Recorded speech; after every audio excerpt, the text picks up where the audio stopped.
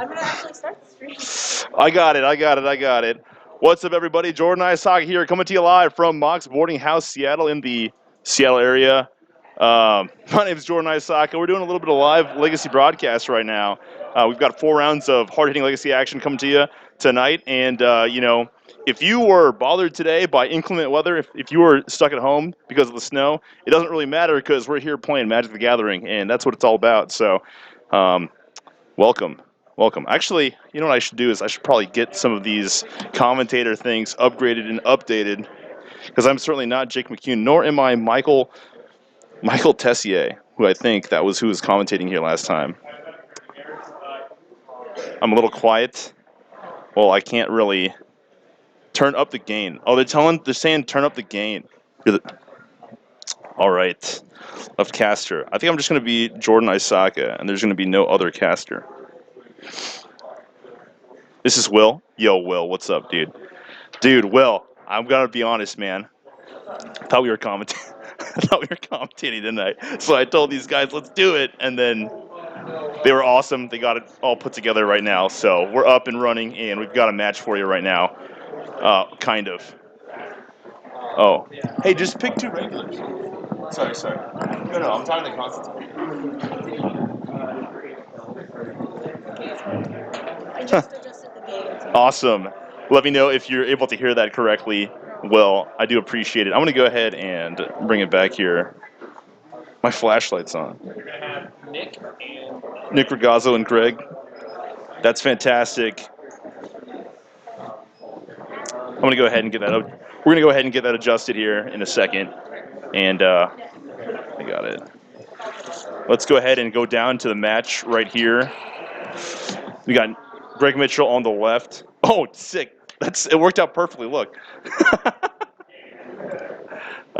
Scoreboard, and we're going to have him versus Nick Rigazzo.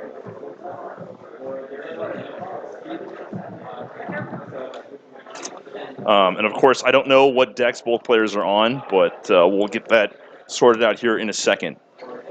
Nick Rigazzo versus Greg Mitchell. I don't think his name is Neck, but if it was, then I would have spelled it correctly. Nick Rigazzo, of course, probably playing Elves or his Bug Natural Order list.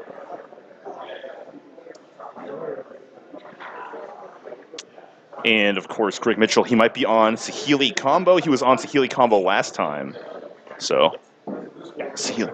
Oh, okay. Saheeli Combo versus Saheeli Combo? I don't even know how to spell Saheeli. I'm going to be completely honest with you guys. And then, of course, Nick Rigazzo on Sultai. Natch.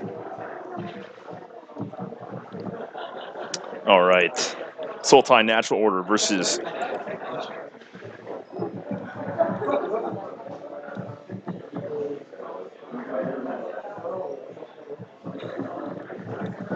Okay, there we go.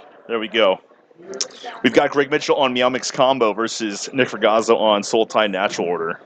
And, got a correct spelling for Saheeli, but actually the deck's called Meow Mix. Like the cat food. And, okay. So we're off. It's round 1. Legacy Night. I think we probably have about 16 players tonight. So there were 16 people that were not deterred by the cold weather, the inclement weather. They're here tonight playing. Greg's going to go ahead and open it up. It looks like he's got a Plow, 4 Spell Pierce, Saheeli, as well as a couple lands. So pretty strong start for Greg, and I think he's going to go ahead and snap this one off. This looks like a relatively strong keeper versus Hungry Hippos.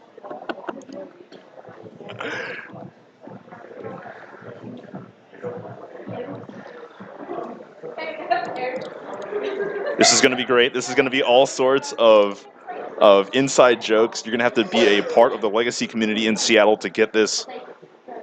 Meow Mix Combo versus Hungry Hippos. I love it.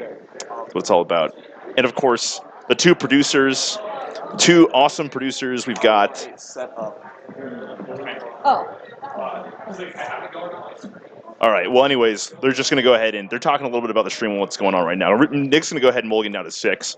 And I think he likes his top card. I think he's thinking about this turn 1 Tropical Island, and it's going to be a quick pass. Top deck for Greg, and he's going to go ahead and lead us off. Not quite sure what he top decked here. It looks like he drew a floated strand and a quick pass back. Nick thinking about a brainstorm. He's got a couple in the grip as well as a spell pierce, and he's just going to go ahead and pass back.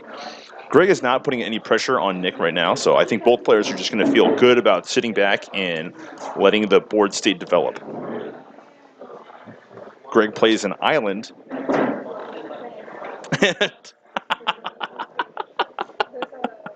That was funny. That was a funny mannerism right there. He goes ahead and shrugs a little bit. Greg's going to crack a fetch. I think he's worried about like Stifle. I mean, the range of cards that Nick could be playing out of his deck is pretty large right now. If I wasn't quite sure. Oh, wow. So Greg has Stoneforge Mystic in his deck. And, of course, Stoneforge Mystic, a really powerful card, a card that I think is really good, but not necessarily a card that's appropriate in this matchup. But the Slam a Jam from Greg Mitchell, and I don't think Nick has too many answers to this right now. Greg's going to go ahead and get Batterskull. Of course, that's the most mana-efficient clock that he can grab. Nick letting all that stuff resolve and then playing Brainstorm just cues off Greg that he does not have Spell Pierce in his deck. Spell Snare. We see a Spell Pierce in Nick Rigazzo's hand. It was right in the window just for a second. Greg's going to go ahead and have his Stoneforge and the trigger resolve. Nick's going to go ahead and play Brainstorm at end of turn, I believe. With or without plan, the Dream Fight, Unlimited Meower. Playing Arena, I have a question. How often do I jam Hydroid Grass? I'm going to go ahead and say never, but I could be wrong. Anyways, so Stoneforge on the battlefield for Greg as Nick finishes his Brainstorm and goes to turn 3. Nick with the untap. Upkeep fetch. Nick is an upkeep fetch kind of man, and I don't, sure. I wonder if Greg has sideboard back to basics. That would be a question for game number 2. But Nick's going to go ahead and shuffle up here and offer the cut. Oh, wow, he's got that Edric in hand. That's pretty sick. Top deck for Nick. That was an upkeep fetch. Nick, thinking through his lines here. I think he's just going to jam. And then maybe use that. I think he drew an Assassin's Trophy. That's the card that he has access to right now. So he's going to tap out and slam this Edric Spymaster to rest. 3 mana, 2/2. And with the Ophidian, it gives all your creatures in play the Ophidian ability. When it deals damage to a player, you go ahead and draw a card. Top deck from Greg. And he's just going to go ahead and fire back. So a little bit of back and forth going on right now. And I'm going to go ahead and see a Brainstorm from Nick. I wonder if Nick is going to go ahead and try to utilize that Edric to recuperate some card advantage here. As he does, he is sitting back. I mean, he did mulligan down 1 card. He can go ahead and play the Strix, get an additional card back, find his 4th land, which may or may not be that important. I'm not quite sure in the context of his deck. His deck is a little bit strange, but he's going to go ahead and fetch off right here as both players kind of at a little bit of a standstill. The one thing I did learn by playing against Nick's deck, he actually doesn't play any basic lands. So if you get him an opportunity where he taps out and you can counter his natural order or something like that, if you slam back to basics on the back end, he just gets roasted. He's going to go ahead and tap out and slam Baleful Strix. So we're going to see a little bit of a redraw here, and it looks like Nick is not going to be faking any amount of Fatal Push or otherwise. Greg's thinking about this play. If he has Spell Snare, I think Spell Snare is actually a pretty reasonable answer. Specifically because it's a 1-for-1. Your opponent's going to go up a card anyways. And also, having the Strix in play really gives you the opportunity. Oh, Greg thinking about a Force of Will. And I don't... that's a little weird to me. But... especially because Nick can play... What Nick could do is he could Spell Pierce this. I like this play. He can Spell Pierce this Force, and then Greg doesn't want to pay for Spell Pierce because he wants to put in Batterskull to block. But if he does pay for Spell Pierce, now he can't adequately block the Edric Spymaster Trash. So Nick Rigazzo with a really nice heads-up play. He's doing fantastic work and utilizing those tax effects to the best of his abilities. We're going to go ahead and see a Spell Pierce back from Greg. So... and he's already committed to this line, especially with the Force of Will. deployed already, so that's a nice line from Greg. And Nick's gonna go ahead and pass back. And in turn, Greg's gonna put in that batter skull. So really nice play from both sides. Both players really showing that they know how to utilize their cards and what the other player can do and has access to. So that Force Will plus Spell Pierce certainly looked like he was going down on cards, but really it was actually doing a good job both protecting the board state and also protecting the stack a little bit as well. So now Greg's going to go ahead and be able to develop his board. Batter Skull in play means that Edric is not going to be able to go anywhere near his life total, as well as starting to go ahead and clock Nick a little bit. So Greg doing a fantastic job controlling the board and also just kind of limiting the amount of options that Nick has to him. You know, Nick was going to go ahead and draw an additional card. Greg with the attack. Nick's tapped out, and also he's got the only card that Nick could potentially cast is like Simian Spirit Guide Dismember. So Greg's going to go ahead and ponder his turn number 4. I think he has a ponder and a fetch land as well. He's got access to a lot of different cards, and Healing Ride. He also has that Jace the Mind Sculptor. I really think that if Greg plays Jace, he just goes Jace bounce, and he's really far ahead. Like the fact that Nick both tapped out and utilized a lot of resources to try to fight over that Baleful Strix, he did a really good job. And that was a really nice play. But Greg, of course, with a nice counter play, playing his Spell Pierce against that Spell Pierce, and just keeping up mana so he can put in Batter Skull. All right, a quick cut from Nick. And if I am Greg, I actually like the bounce here. I actually like bounce. But Greg's going to go ahead and brainstorm. The reason why I like bounce here is because by tempoing your opponent's creatures in play, he potentially, you can give your opponent the opportunity to play Natural Order next turn, especially with a green creature in play. And that's I feel like that's the only real way you can lose the game right now. I don't know what Nick just cast. I think he just cast he just played a Planeswalker, but I'm not quite sure what he played there. I think that's Sicarda or Veraska. I think that's Veraska, the one where you sack permanents. Oh yeah, so he's gonna go ahead and and this is exactly what I was worried about. This is exactly what you're worried about. If he bounces that Edric, he never has to worry about any of these positions. But now Nick goes ahead and removes that token, and he kind of tempos Greg a little bit. I really like that tempo play, and I think that if Greg were to go ahead and clear the board, he wouldn't have gotten hit by the Edric, and Nick would have been in a more awkward mana position. It's this weird spot when you're playing Stoneblade, where you have to figure out if you want a tempo or not. And I think that was a good position where Greg could have tempoed there, and he would have been okay. He would have been relatively immune to some of the plays that could have been produced by Nick on his turn when he had 4 mana. So I don't know if that's a miscue, but I would have played that differently for sure. Well, let's do castles. Ready? Nick sounds like he's learning about the real price of progress. That's it again. All right. And Greg's going to go ahead and put 2 cards back. And he's going to go ahead and take down Veraska. I believe that's Veraska. I'm almost 20% sure that that's Veraska. 4 mana up as well. So I think that Greg's going to go ahead and fire off that Swords to Plowshares. I know that we know that Greg's had that since the opening parts of the game.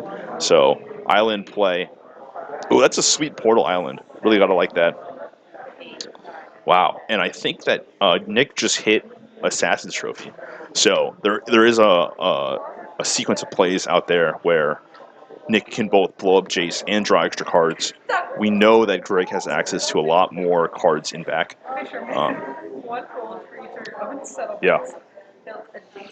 Yeah, so Ponder for Nick. I mean, Ponder is a hard card to cast, especially when you're kind of at a deficit.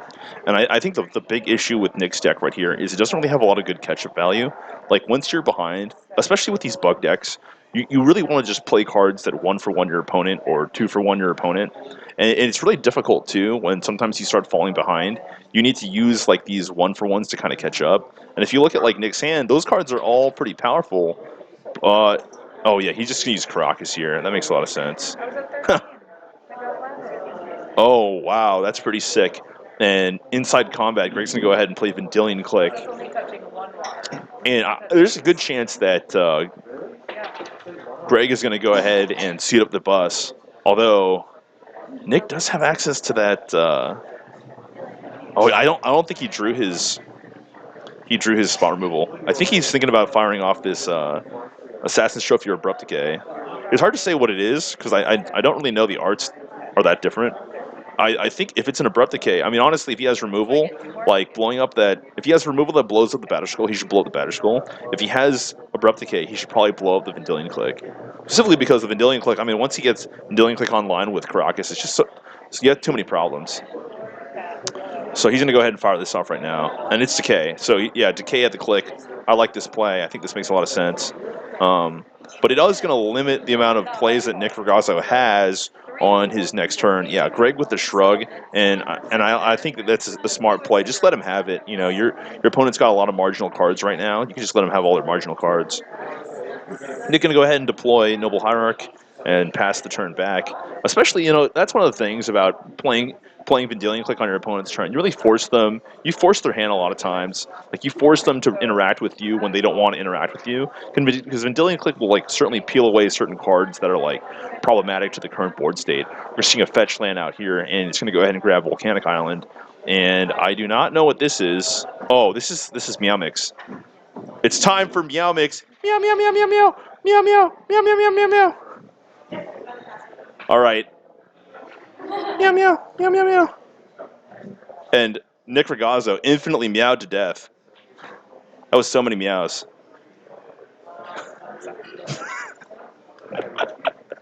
I'm getting a lot of weird looks. I gotta be honest.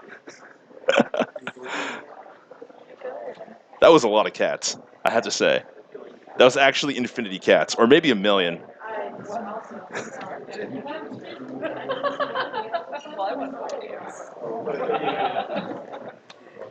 I will say it's interesting because I felt like Greg was already ahead on the board state, even though he didn't have to. I mean, I'm sure that Nick knows he's playing Meow Mix combo, but it's just ridiculous when like you just get him with it, you know. So Greg immediately bringing 2 copies of Back to Basics to the front, as well as Pyroblasts, and this is going to make a lot of sense here. He's thinking about the GT. Oh, is he copying my tech? Is that GT in his sideboard? He's copying me. I want to ask him about that. We should go and get him in for a little bit of an interview. But he's copying me. He's playing my technology. That's my stuff, Greg. You can't do that. The second GT, it just makes too much sense. Oh, there's a Sword of Fire and Ice that he might be taking out. Or maybe he's not playing his GT main. That'd be crazy. He has two engineered explosives, man. That's weird. He's a copycat. That's pretty good. Whoever came up with that one. Best pun. All right. And all right, Greg thinking about what to bring out here. It looks like he's got 4 or 5 cards in grip. I have to say that Karakas was actually quite good. Anytime you can just tap a land and just just destroy your opponent's creatures are just so powerful. Like Karakas, whenever it gets to activate, is ridiculous. It's so good. Even if you don't like. Even if you're not bouncing like a legendary creature or anything like, or if you're not bouncing like a super unfair creature like Emrakul, like just the fact that you're able to tempo your opponent and bounce something like that, it's so powerful. I think I got to bounce Vile Smasher the Fierce a couple weekends ago, and that's just like your opponent wastes so much mana trying to develop their board state and cast their cards, and if you just bounce their cards with Karakas, it's too powerful. It's unbelievable.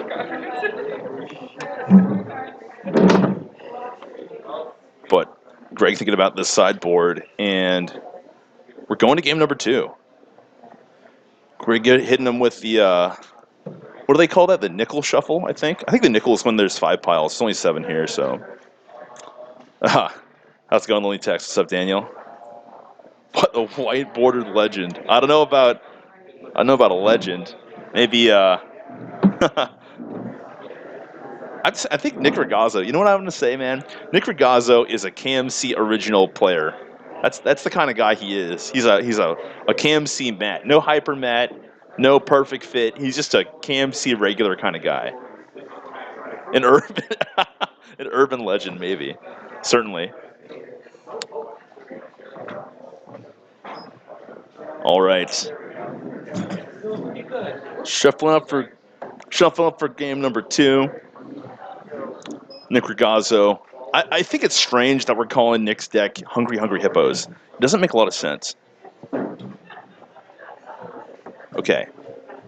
There's stuff happening behind me. I do not know what's happening behind me. I have no idea. But I think Nick is going to go ahead and mulligan down to 6. No, it looks like they're both going for standard 7 openers. Hopefully Nick has a nice keep. But we'll see. Ooh, there is... Oh, no, there's no lands. Nick's deck needs to play more lands. That's the one critique I'd have for him. He should just play another land in his deck. I mean, when you mulligan your 2 opening 7s, you just got to add another land, right? He's just going to go directly to the draft bin, pull out a basic, and stick it in his deck. That's what he's going to do. He's going to go up to 61 cards. Greg thinking about his opening hand again. He's on the draw, so, I tend to be a little looser. If I've got fetch land ponder, oh yeah, Greg's hand's really good. He also has back to basics, and Greg's playing a mountain. Come on, Greg. What is this? Oh, I guess he has to play Saheeli if he wants to play his deck, so I guess it kind of makes sense, but yeah, he's got all of his basics. Wow, Greg's hand is just beautiful. Greg might have one of the... That's just a really good opener. He drew a 4th land as well. All right, and Greg going to go ahead and probably fire up Island Ponder, I want to say. That would make the most sense, to be perfectly honest. But, I mean, he could fake like he has Spell Pierce, but there's no point in faking. I don't like that pass. He already has a clear line of going 2, 3, 1, 2, 3, 4, 1, 2, 3, 4, and he should just play his Ponder, because he's not really going to get an opportunity to play it otherwise. And if he plays Ponder, he can figure out how to navigate his next couple turns. But maybe he wants to fake like he's got Spell Pierce. Maybe he wants to utilize Spell Pierce a little bit later to find Saheeli or something like that. So maybe firing off Ponder early is bad, but it's tough to say, honestly. It really is. Nick going to go ahead and find another basic, showing that he has absolutely no fear of back to basics. Absolutely none. Nick, look at his sweater. It's unbelievable.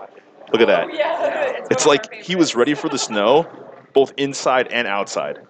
Like, the shirt that he's wearing just bleeds this whole concept of, I'm ready, like, it's wintertime, boys, and I'm showing up. Fetch land for a Plains, and we're going to go ahead and see Stoneforge Mystic hit the table. I want to believe that he's going to go ahead and either grab Sword of Fire and Ice here. I mean, like, I think he got Buyer Skull last turn. Sword of Fire and Ice is the play this time. And the reason why Sword of Fire and Ice is so good, I mean, protection from blue is really important in getting around all the blockers that this Sultai deck can produce. And also, like, Batter Skull really, I mean, the only time you want to get Batter Skull is when you're in, oh, wow. And that's actually a pretty big swing. I mean, Nick Rigazzo attacking for 3 there, so, I mean, I don't know, it's pretty debatable, but the one thing that's nice about it is the only way you can lose your Batter Skull is if he has access. Oh, is that an Engineer Explosives? So this could be super painful, because you go Explosives and then you just swing low, you blow up all of his Noble Hierarchs, and then you just turn around and slam back to basics, and it's big problems. It's big problems for Nick. I wonder what Greg's gonna go ahead and decide. Explosives for 1, and you know what's nice about this play. So here's the thing. Greg could have died if Nick had Spell Pierce, but Greg was also faking like he didn't have the extra land, so maybe Nick was going to go ahead and not force a will. So that was kind of a double-sided play from Greg. I kind of liked it though. And we're seeing Vraska getting played for Nick, and this.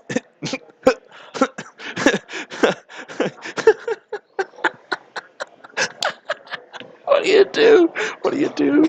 He slammed that thing so hard with such authority. He slammed that thing with such authority. What do you do? And I think Greg's just going to time lock him next turn.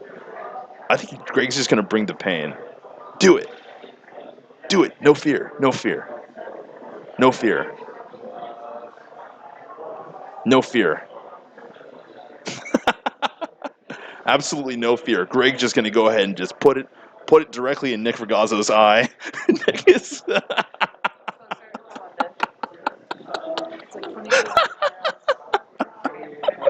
That was so mean. That was by far the meanest. That might have been the meanest back to basics I've ever seen.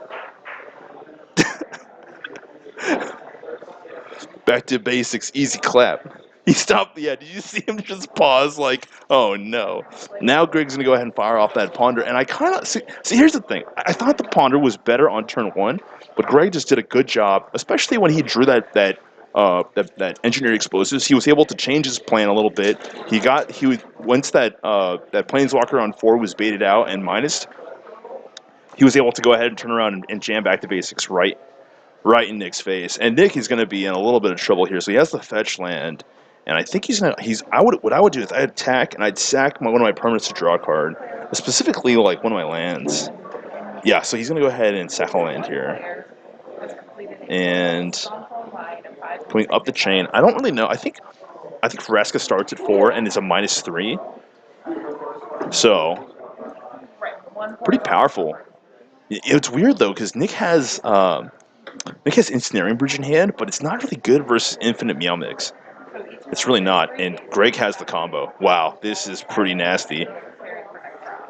So I think what Greg's gonna do is what I would do is I would slam Meow Mix, and then I'd slam Meow Mix, untap a land, and then I'd slam Stoneforge Mystic to get Batterskull.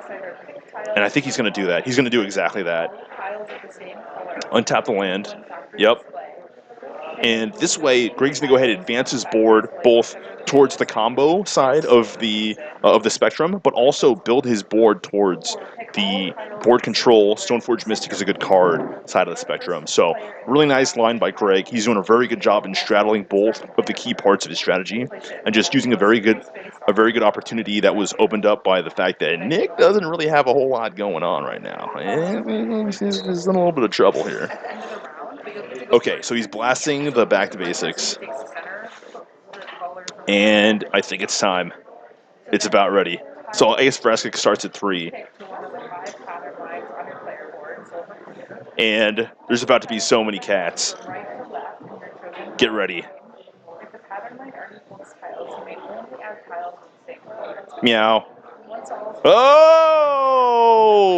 Infinite cats for the win. Excellent. That was pretty. Nick was like, when he got that when that back to basics came down for Greg, and he just paused. It was like, oh. And that's like the tempo back to basics, really just punishing his opponent and giving Greg the appropriate amount of time to untap, go Cat Stoneforge, and then go ahead and play his combo with mana up and just kind of constricting and doing a lot of damage. It looked like a really nice and robust combo. He was both able to attack on the infinite damage spectrum and also build his board state out in front. The one thing I want to say is I would love to get Greg Mitchell in the booth and do a little bit of an interview with him and sit down and talk to him. But I will say right now we've got 26 minutes left in the round. I'm kind of doing a little bit of a skeleton crew, a little bit of a one-man show. So what I probably should be doing is both updating the scoreboard and telling you guys what's going on because, let's just do this round. I really should be doing my best to adjust this thing, but I have no idea what's going on. Oh. Let's see here. All right. Weekly Legacy 128. No, it's not. It's 2-4. I'm just amazed. No, when the wall tilt happens, you only shift the lines that are complete. So you would only shift like if I had this, I'd only shift these two, and then these are left. You're the best guy for one-man commentary. Well, David L. Breyer, I appreciate that so much. I really do. I love doing commentary for Magic the Gathering, and that was honestly a lot of fun to broadcast, especially when there are infinite cats on the board. So, anyways, guys, let's go ahead and try to find another round, or we can get Greg Mitchell in the booth and do a little bit of interview. It's up to you. If there was, I don't want to leave the stream, so I'm gonna go ahead and wait for our tournament organizer to come back here a little bit, and I'll go ahead and grab some help. What I will say though is get out of the. I don't understand that reference at all. But if you guys want to go ahead and talk about if there's a certain player you want to see, like Jeremy Edwards, Jeremy Edwards is like one of my favorite players. But if there's a player that you want to see, go ahead and let me know who you're interested in seeing. Hey, can we get a backup? Is that possible? Huh? Thank you so much. Yeah, I know. Don't worry about it. Don't worry about it. Don't worry about it. Mary, you're doing awesome. And I have to say, Mary and Constantine did a fantastic job in helping us getting this whole apparatus set up. It's no easy task. There's like a soundboard, there's like an additional computer, there's like 3 different cameras, and like an octopus. You gotta plug the octopus in, you gotta cook the octopus. It's unbelievable. It's unbelievable, but that's how you do it. And we had a nice round number 1 for you, and we're gonna go ahead and either roll to a backup match, I think. We've got a backup match, awesome. Who is it? Who is the crowd wants to know. They're gonna go crazy. Oh, excellent. Colin, Brady, and Zach. Zach, what's his last name? Dionas. Colin's playing Miracles. That's what he's playing. That's his deck. Oh, Colin's even sitting on the wrong side. Colin, come on. I'm pretty sure I spelled this name wrong, too. Colin was actually one of the first players that I saw playing Search for Azcanta. So hats off to Colin, certainly. I'm pretty sure his name has an E in it, but I could be wrong. Also, this camera is a little bit tilted, so bear with me. Bear with me.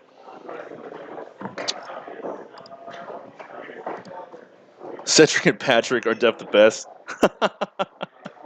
No, I know what you meant. Dude, I like Cedric and Patrick a lot, too. I have to say. Colin, turn 1, Ponder, getting fired off right here. And he sees Brainstorm plus extra cards. Yeah, I completely agree. I mean, Cedric and Patrick, they've been doing it for so long, honestly. They were casting back when I was trying to be good at Magic a long time ago. I mean, they were casting like, geez, like, I think they were casting in like 2008, 2009, like when Star City was first starting. They had casters. But, you know, so I'm a huge fan of those guys as well. And we're going to go ahead and see. Did Zach just not draw a card? I don't know if he did. That's weird. It looks like he's playing Storm, though. So. And I'm not quite sure what variant of Storm he's playing. He could be playing... Eldrazi was the first time he played Search for Azcanta. He had a proxy before it was released. Oh, okay. I don't know if Colin had it proxied. He might have had it like the first week it came out, I think. He might have had a copy at the pre-release. I remember he was hunting them down at the pre-release. So, not as up-to-date as Honorog, I have to say. But certainly a guy, I think he was playing like 3 copies. He's a madman, for sure. I mean, Seattle meta is all about playing blue decks, so Search for Azcanta certainly makes a lot of sense. Colin's going to go ahead and fetch and play.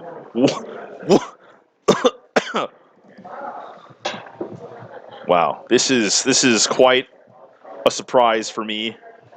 I am surprised. But looks like Colin is playing Stoneblade, which is amazing because he is known through and through in this area as being a Miracles player. But Stoneforge Mystic for Sword of Fire and Ice, not a bad play. And I think right now Zach has an island. Oh, he's got a Burning Wish too. Wait, what is that whiteboarded card? He could be playing Sneak and Show. I mean, the range of decks he could be on is quite big. He could also... The whiteboarded card makes me think it's like Cruel Bargain or something weird like that. So that's an Abrade getting cast. I'm just going to go ahead and update this as I see. I don't understand why, but yeah, Sneak and Show, certainly a reasonable deck that Zach could be playing. Oh, you know what? He also could be playing... He also could be playing like some sort of High Tide deck. I think I've seen him on High Tide before. We're going to go ahead and see a Brainstorm fired up by Colin, putting 2 cards back. And... fetch from Colin, and we'll see what he decides to deploy. Blade, dude, Blade, listen. Stoneblade.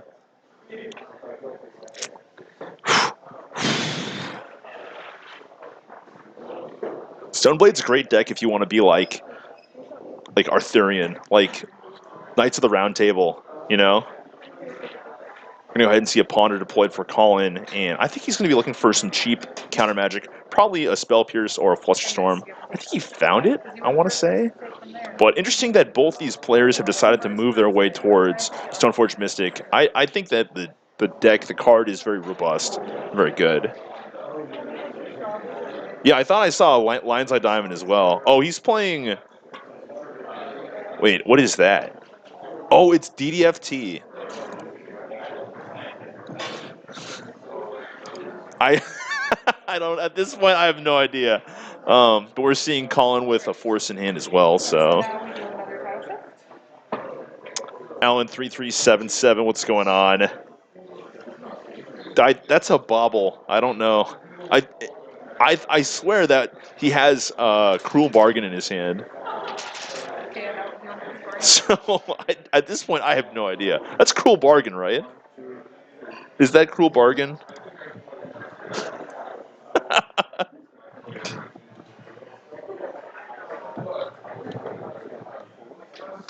That's got to be Cruel Bargain.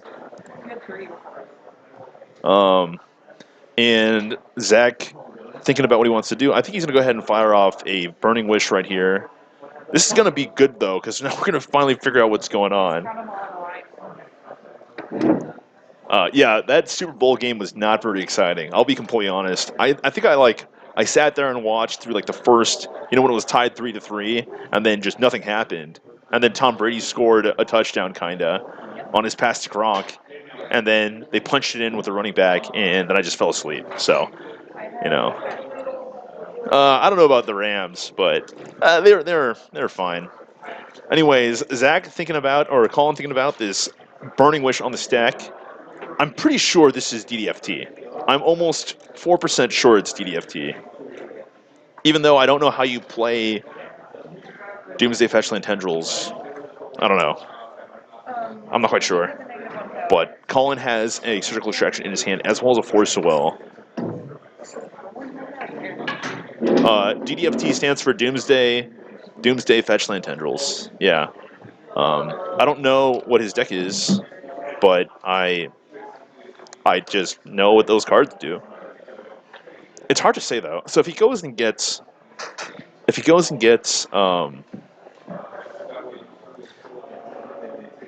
Doomsday, then it'll make a lot of sense. If he doesn't get Doomsday, then I have no idea.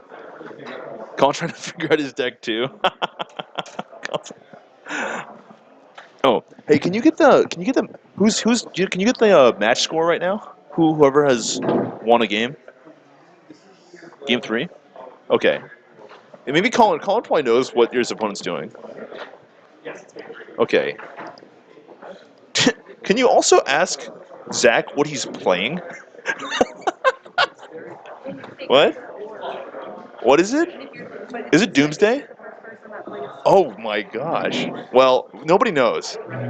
What did he Burning Wish for? I forgot. Mary, thank you so much. Again, thank you so much. You're the best. Yes. Yeah, so navigation, a little troublesome right now, as Zach's a funny dude. I've seen Zach play various Storm combo decks, as well as High Tide, as well as Solidarity, so I don't really know what's going on. And there's a Ponder and a Draw and a Pass. Very elegant pass by Zach, I will also admit. See, here's the thing. Once these Stoneblade players... What is going on? What is going on? What is this? What is this? Why is there Infernal Contract? Why? Why? Why? I just don't understand. I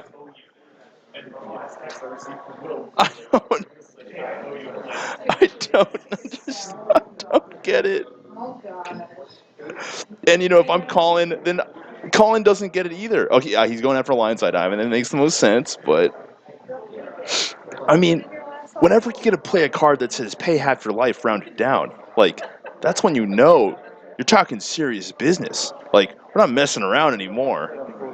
Yes. So what's nice about Zach's deck, I don't even know, man. Like, he also has, like, can Zach make enough, um, can he make enough Storm where he can just, like, natural tendrils? I don't even know. I've seen Brainstorm getting fired up. Now, if I'm a Storm player and my opponent starts brainstorming just randomly, it's like, uh-oh, I'm going for it next turn, man. I think that's the only option that Zach has. Unless he wants to sit around and wait for, like, what's it called? Some hand destruction or something. But honestly, like, I don't know. I don't know. He also has a bobble as well. See, the bobble makes me think that he's playing some sort of Doomsday deck. And if he's not playing Doomsday, then what the heck is he doing with a bobble in his deck? All right, there's 4 mana. If I'm Colin, I'm like scrolling by all those 1 mana counter magics. Like, come on, man. What the heck? Come on.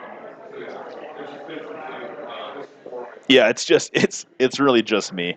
I'll be about as entertaining as Tony Romo during the Super Bowl. So, unfortunately, Colin shuffling it up and playing Brainstorm again. Yeah, if I'm Zach, I'm thinking it's go time next turn. All bets are off. And I think Colin's just drawing a lot of blanks here. He hit his batter skull. That's a stinker. That's a real stinker right there. So you count it in every. And this kind of goes to show you that these old school Doomsday decks used to be so much more powerful when you had like a Gataxian Probe, because you can go Gataxian Probe Cabal Therapy, but you can also fire Gataxian Probe after you cast Doomsday. I mean, assuming that he's playing Doomsday, because right now I have absolutely no clue what he's doing. All right, untap from Zach. We're gonna go ahead and see a top deck from him. Yep.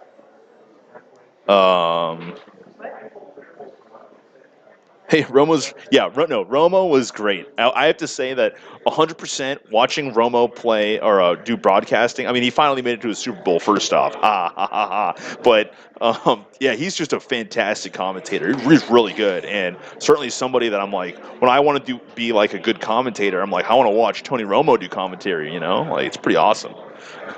You like Joe Buck? I don't know about Joe Buck.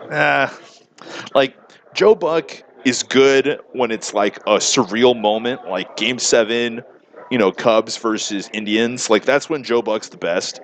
When the game is just kind of like, when you want to watch a game for information, I don't want to watch Joe Buck. I want Joe Buck to call, like, the walk-off home run. That's what I want Joe Buck to do. I don't want him to be like, hey, man, this is Joe Buck, and I'm not that excited. Well, he's very good at, like, letting the crowd get excited about the moment. Anyways, Zach's going to go ahead and finish this brainstorm. And Romo forever equals no trophy. Well, he was able to watch somebody get a trophy. That somebody was Tom Brady. Tom Brady has 6 trophies. So congratulations to him. Zach going to go ahead and think about this crack here. It's the top 5 most hated people.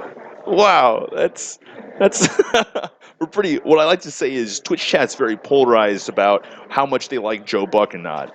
We're gonna go ahead and see end of turn Snapcaster for Brainstorm, and man, Colin's really just trying to figure out how to dig through this. I mean, Colin's got a lot of power on board, and if I knew anything about what the life totals were, I would go ahead and tell you that, hey man, Zach's about to die, and he's probably gonna combo off right now. But I have no idea what the life totals are, so I should probably get that adjusted too. That's probably like one of the things that I had no idea what was going on, especially because watching the game, the first match where Greg was going in for infinite damage, we never really had to know what the life totals were. You just knew that if Nick was dead or not. And of course, he was mostly dead because he lost 2 games. So, haha, that's pretty funny. Life total's pretty meh. Agreed. Life totals are pretty meh. I'm gonna get those adjusted though. Rings team has trophy. That's true. Sloth 1-4-1-4-3-3. That's you're not. I'm not disagreeing there. I think Joe Buck is good, but he's the only one of the best NFL commentators. Pretty sad. Yeah. Okay. You don't think Joe Buck's good? I think Joe Buck is really good at baseball. And I don't know if you guys agree with me on that, but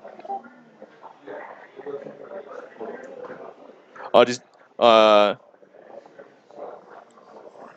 who's Joe Buck? Come on, guys. Everybody knows who Joe Buck is. All right, Zach. It's now or never, bud. he's trying to figure out how to like what types of counter magic he has to beat right now. I think he has to beat 2 Force of Wills. Oh, and we're seeing a duress getting fired off right away. Now, if this was a Cabal therapy, then Colin would really have to think about what he's doing. But because this is only a duress, he's just going to let it resolve, and Colin's going to show him his hand, and it's going to be unbeatable, or it's going to be beatable. So fetch land here, swamp. Wow. Colin feeling Force of Will here. And I think that's a weird force. I guess he's just trying to seal away information. He'd be forcing anyways, or he'd be getting force removed anyways. I think the reason why Colin's forcing here is he's trying to hide all of the cards that Zach could play around. But if it's like double force, if it's like a secondary force, Snapcaster, something, surgical extraction, then it might be unbeatable. We'll see. But I think Colin should have just let the force go, maybe. I don't know. Colin's a good player, though. He certainly understands the context of the board state a lot better than me right now, because I have no idea what life totals are, or the card count for Zach's hand. Is force address ever correct? Yeah, I don't know.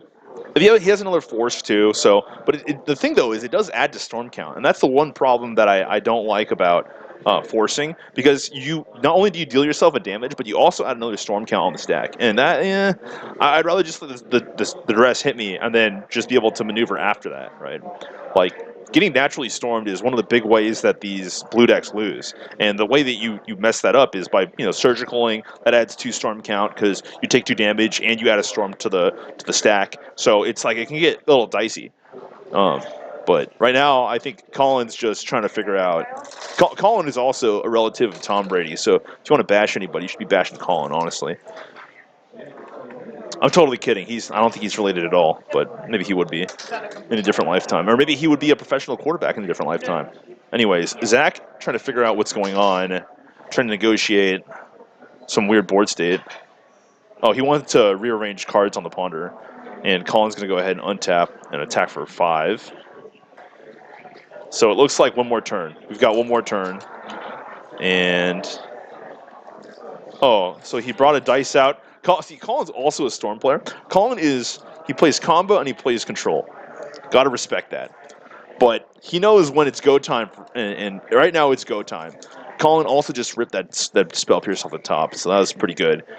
The thing is, Zach has this bobble. I think the bobble, he can cash it in at some point.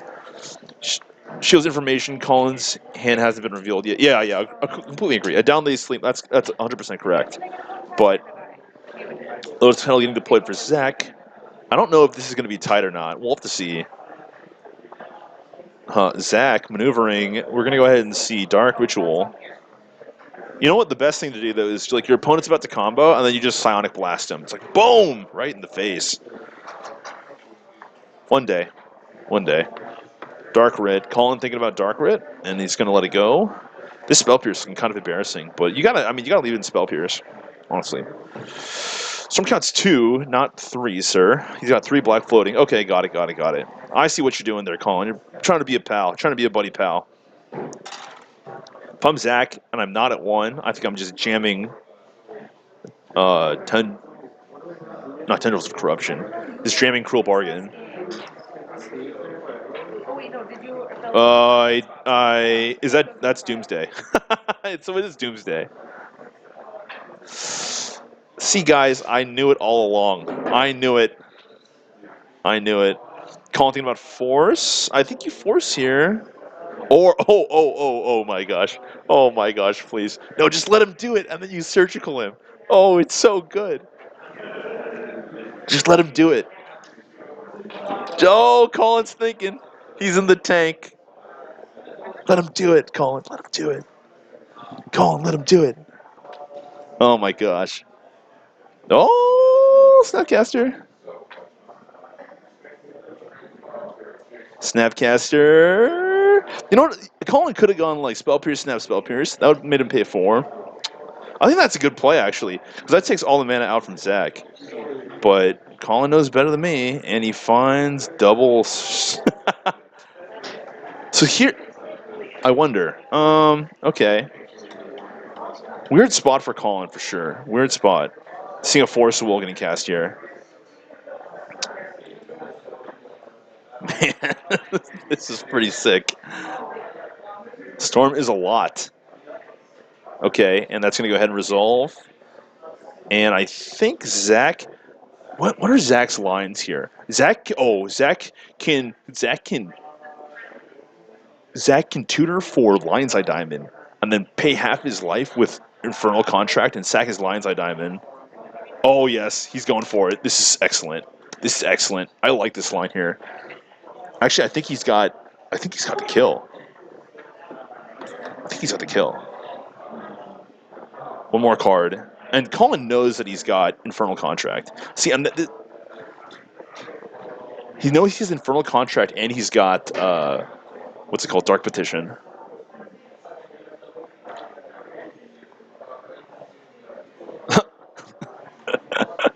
It's just kind of awkward. Colin thinking, but I think his hand is pretty bad. It's like Spell Pierce, Surgical something. I know what that other card is. He's got 3 cards though. And Zach, of course, has Infernal Contract and all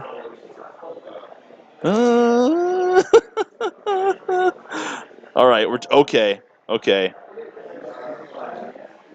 that's fine.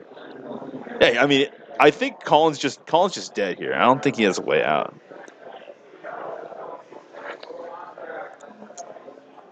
Because he can just get Tendrils of Agony, and there's Tendrils right in the window. So if he just goes and gets Tendrils, I think Colin's toast. I think it's just it's a natural kill too. I could be wrong, but so far we've seen Petal, Force, Snapcaster Brainstorm. Yeah, it's over. Yeah, Snapcaster Brainstorm from Colin too. And I'm pretty sure he's fetched at least 2 or 3 times.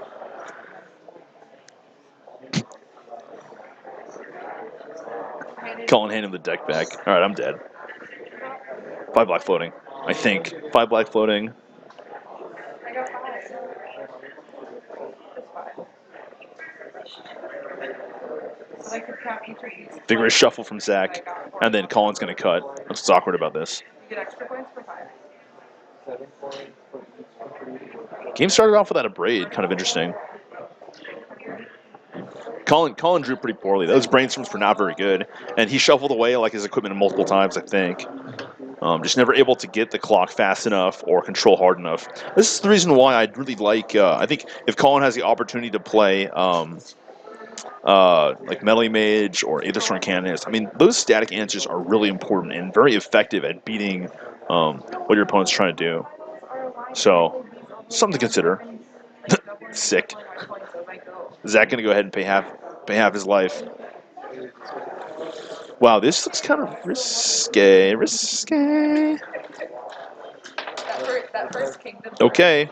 Game, so I was the only one that Yo, this is crazy. 3 mana, draw 4 cards. I think there's only one other card that does it. So, Cruel Bargain, Infernal Contract, and Meditate are the only cards that do it.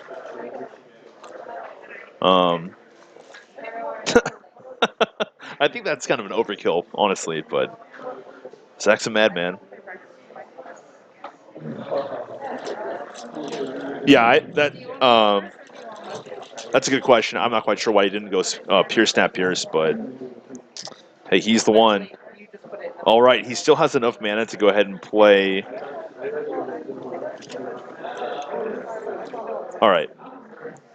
I don't know what happened there. It was some sort of rewind. I think Colin might have just black magicked him.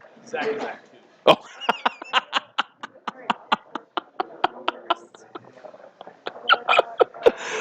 Okay, well, you're dead then. I'm pretty sure Colin's a nice guy. Colin's a nice guy. I was I'd be like, you're dead, man. Like, I don't... Instant dead. Oh, that's funny. That's super funny. All right, well, I thought Zach had the kill. I thought Zach just goes... Colin, I mean, and if Zach didn't draw any mana sources, then Colin's going to win. I thought that Zach just goes and searches out... what's it called? I thought he could have just played... Oh, he's desperate here. Wow, he's cracking his bobble. Yeah. No, Phonics. We're playing Phonics. We're playing casual. It's not competitive REL. Yeah, regular REL. Sorry, not casual. Basically, you can come here and cheat all you want. I'm just kidding. I'm just kidding. You can cheat as much as the judge does check. And if you cheat, you can also get DQ'd from the Pro Tour.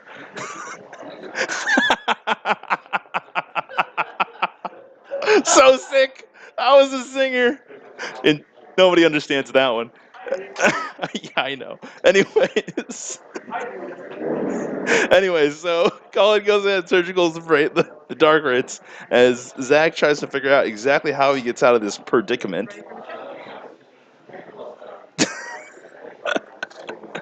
All right.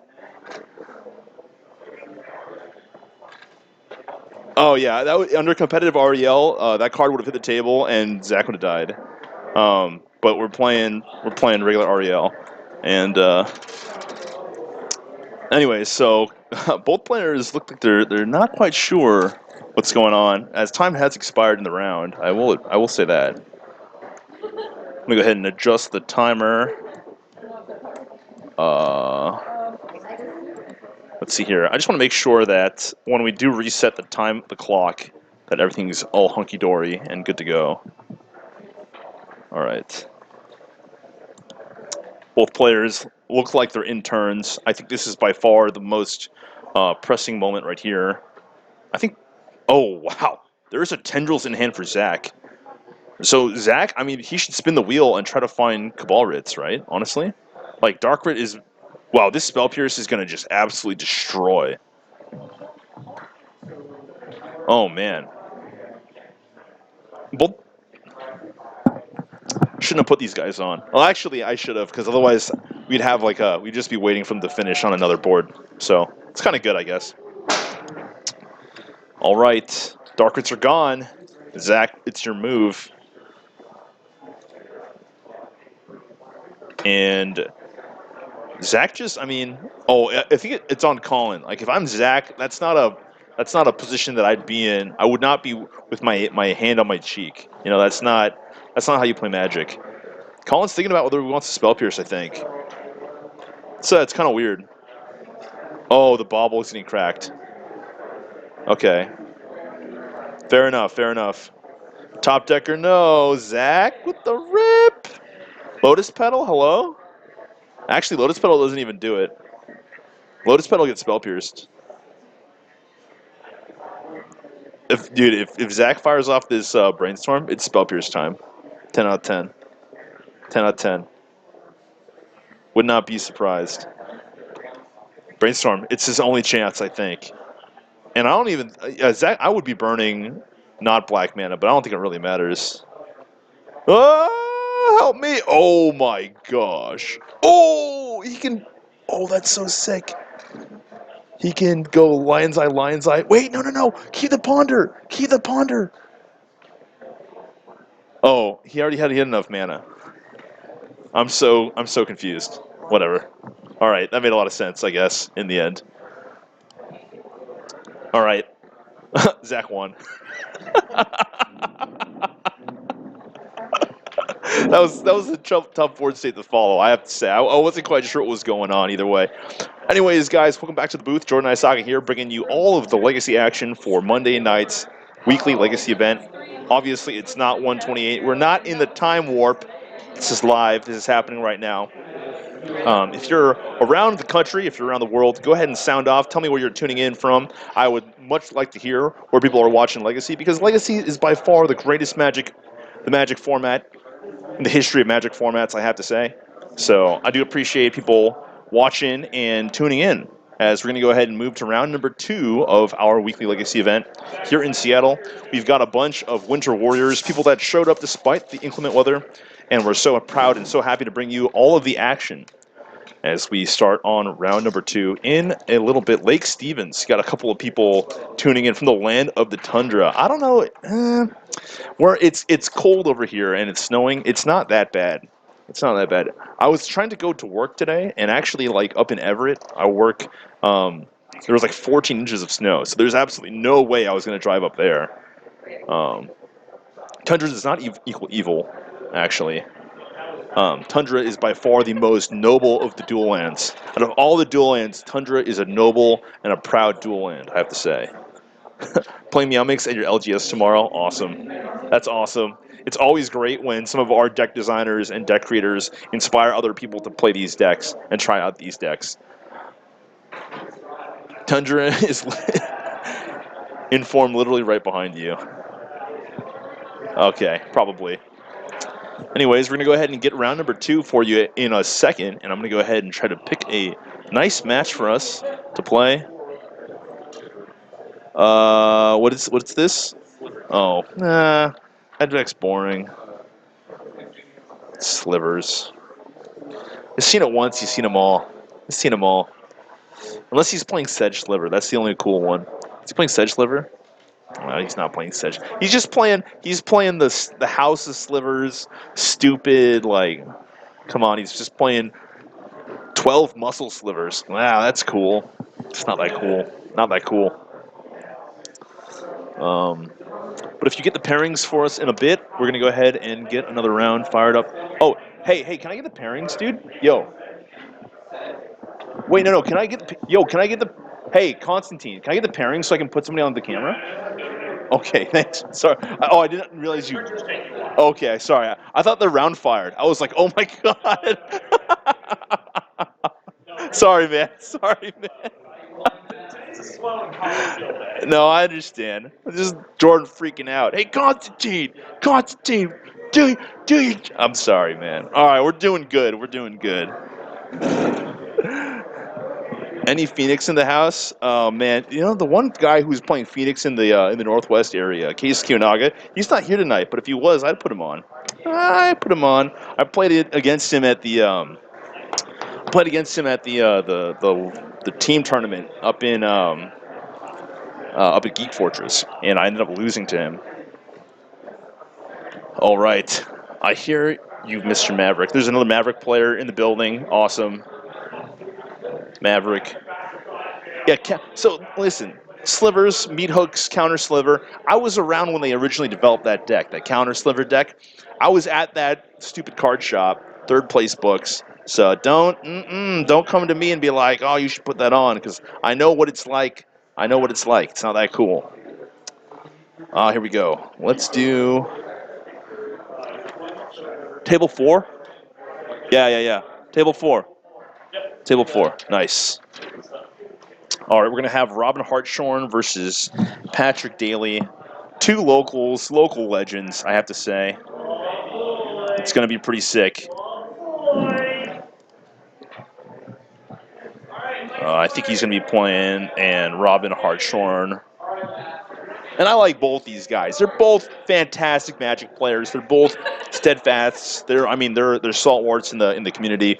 Longtime players. Patrick loves to play Veteran Explorer, and of course, Robin Hartshorn used to be a Maverick player, surprisingly. Nobody knows this, but he used to be a Maverick player, and then I think he played some Bant a little bit, but mainly Maverick. And then he's kind of migrated his way towards Steel Stompy, where he's just kind of smashing face with Chalice of the Void. Played him a lot. I think he's like 3-0 versus me the last 3 matches we've played. It's something disgusting like that. Basically, he just owns me, and it sucks.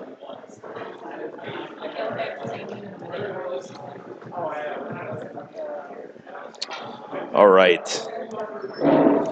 And let's see who's on what side. Patrick's going to be on the right side, of course. He's playing Nick Fit. He's on Simic Fit. Simic? Slim Fit. Oh no. Swim Fit. He's on Veteran Explorer. Like, legit, that's a hard job, not casting by yourself. No, dude, I just talk. I'm so obnoxious. Have you met me in real life? I'm so annoying. Duh. That's it. It's easy. I don't know. All right. Anyways, Robin's on Steel Stompy. And we're going to go down to, obviously we're already at the match, so. Where were you guys? Yeah, Dormant Sliver, that's a good one, Tragic Weather. Tragic Weather, what's going on, man? Thank you so much for stopping by. Robin Hartshorn on your left, Patrick Daly on your right. Nick Fitz, Simic versus Steel Stompy. We'll have to see what's going on. I'm pretty excited. Steel Stompy, one of the decks, I mean, I know it was developed over in Europe, I think, but then we had a local player by the name of Mike Kiesel, who was kind of popularizing it in the area, and then a bunch of people, Robin Hartshorn was one of the players that also picked it up. I think there's another guy who also picked it up. There's like a bunch of other Steel Stompy players. They're like the metal, the Steel Legion, if you will.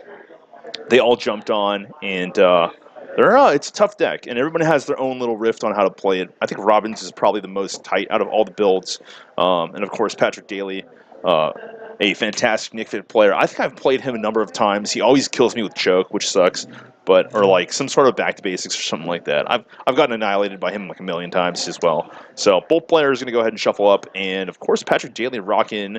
I think is that the actual generic? I wonder if that's his Card Kingdom mat. I would not be surprised. Robin Hartshorn, of course, not being like, hey, I'm playing Steel Overseer, and here's my Steel Overseer right here. So Hartshorn going to go ahead and draw. I think he's on the play. He's looking at his hand first, so I'd assume he's on the play. And we're going to go ahead and get this thing started off right here. I'm going to go ahead and fire the clock as well. Clock. And we're good to go, and away we go. Hartshorn looking at his 7. I think he's going to keep. He has a Ancient Tomb. That's like his best land or second best land. It's kind of weird. I think Ancient Tomb is like your best land if you only have 1, and it's your worst land if you have 3. You know, it's like so obnoxious. Yeah, I think Doomsday won. TRS. It'd be great to Doomsday. I'm sad. No. Doomsday did win with the natural tendrils from the hand, which is how you're supposed to beat most blue decks. Yeah, the last turn was long and tedious as well, Loop. I will agree with you there. I was not quite sure what was going on. Hey, we might need... Is it okay if we move the life totals onto the table? Life totals? We don't have the iPad. Oh, we don't? Yeah. That was the one thing we could do. That's totally fine. We'll see if I can find a place. No, don't worry about it. No, you're doing other stuff too. That's my other job. Oh, that's your other job. Okay, you're doing. Yeah, we've got kind of a skeleton crew here tonight. Not to say that they're less talented by any means. It was an immense effort by all parties involved to go ahead and get the stream up online tonight. So fantastic. Oh, we're gonna go ahead and see Patrick gonna go ahead and show us. Looks like he's got. Oh, that's a Phyrexian Tower too. So Patrick's gonna have a really explosive early turn, and if he's on the play, his hand looks quite good. He's gonna keep that. And the fact that he's on the play is huge, as now Fenrir Explorer gets on underneath the Chalice of the Void, which could be deployed for Robin, could also not be deployed. I'm going to go ahead and see Ancient Tomb being deployed, of course, and as well as Chalice of the Void on 1. So Patrick being on the play is a huge deal right now.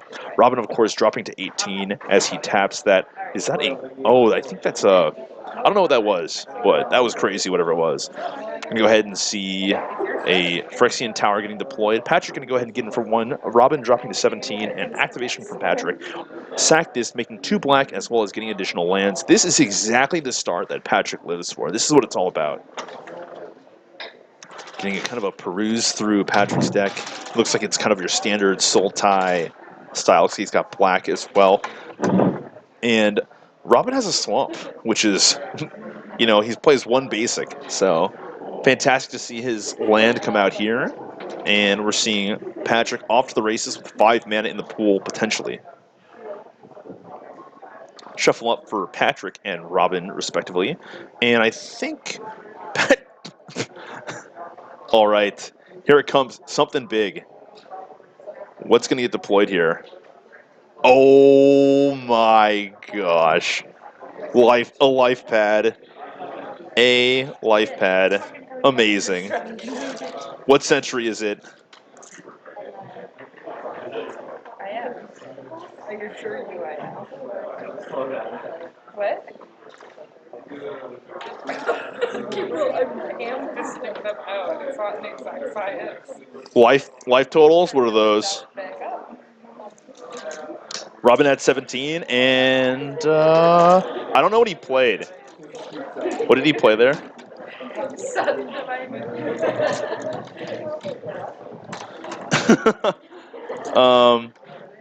What is that card?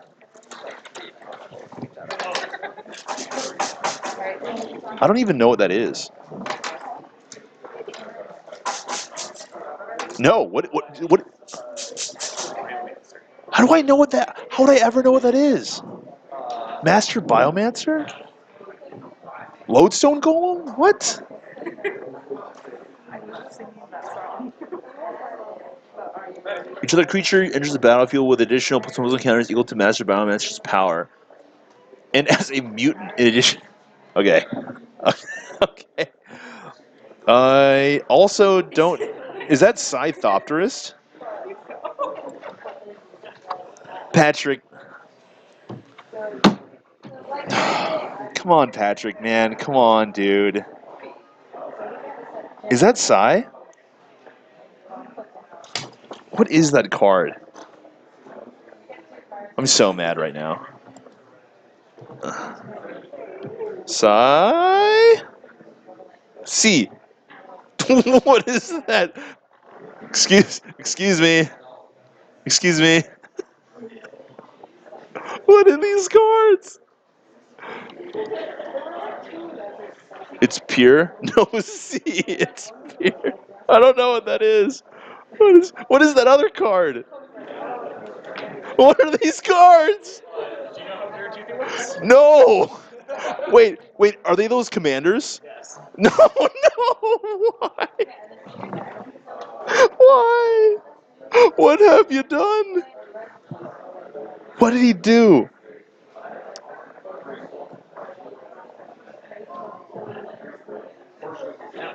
Yeah, 22 cards. That's not the card, Constantine. I know, I'm just giving you a bad time.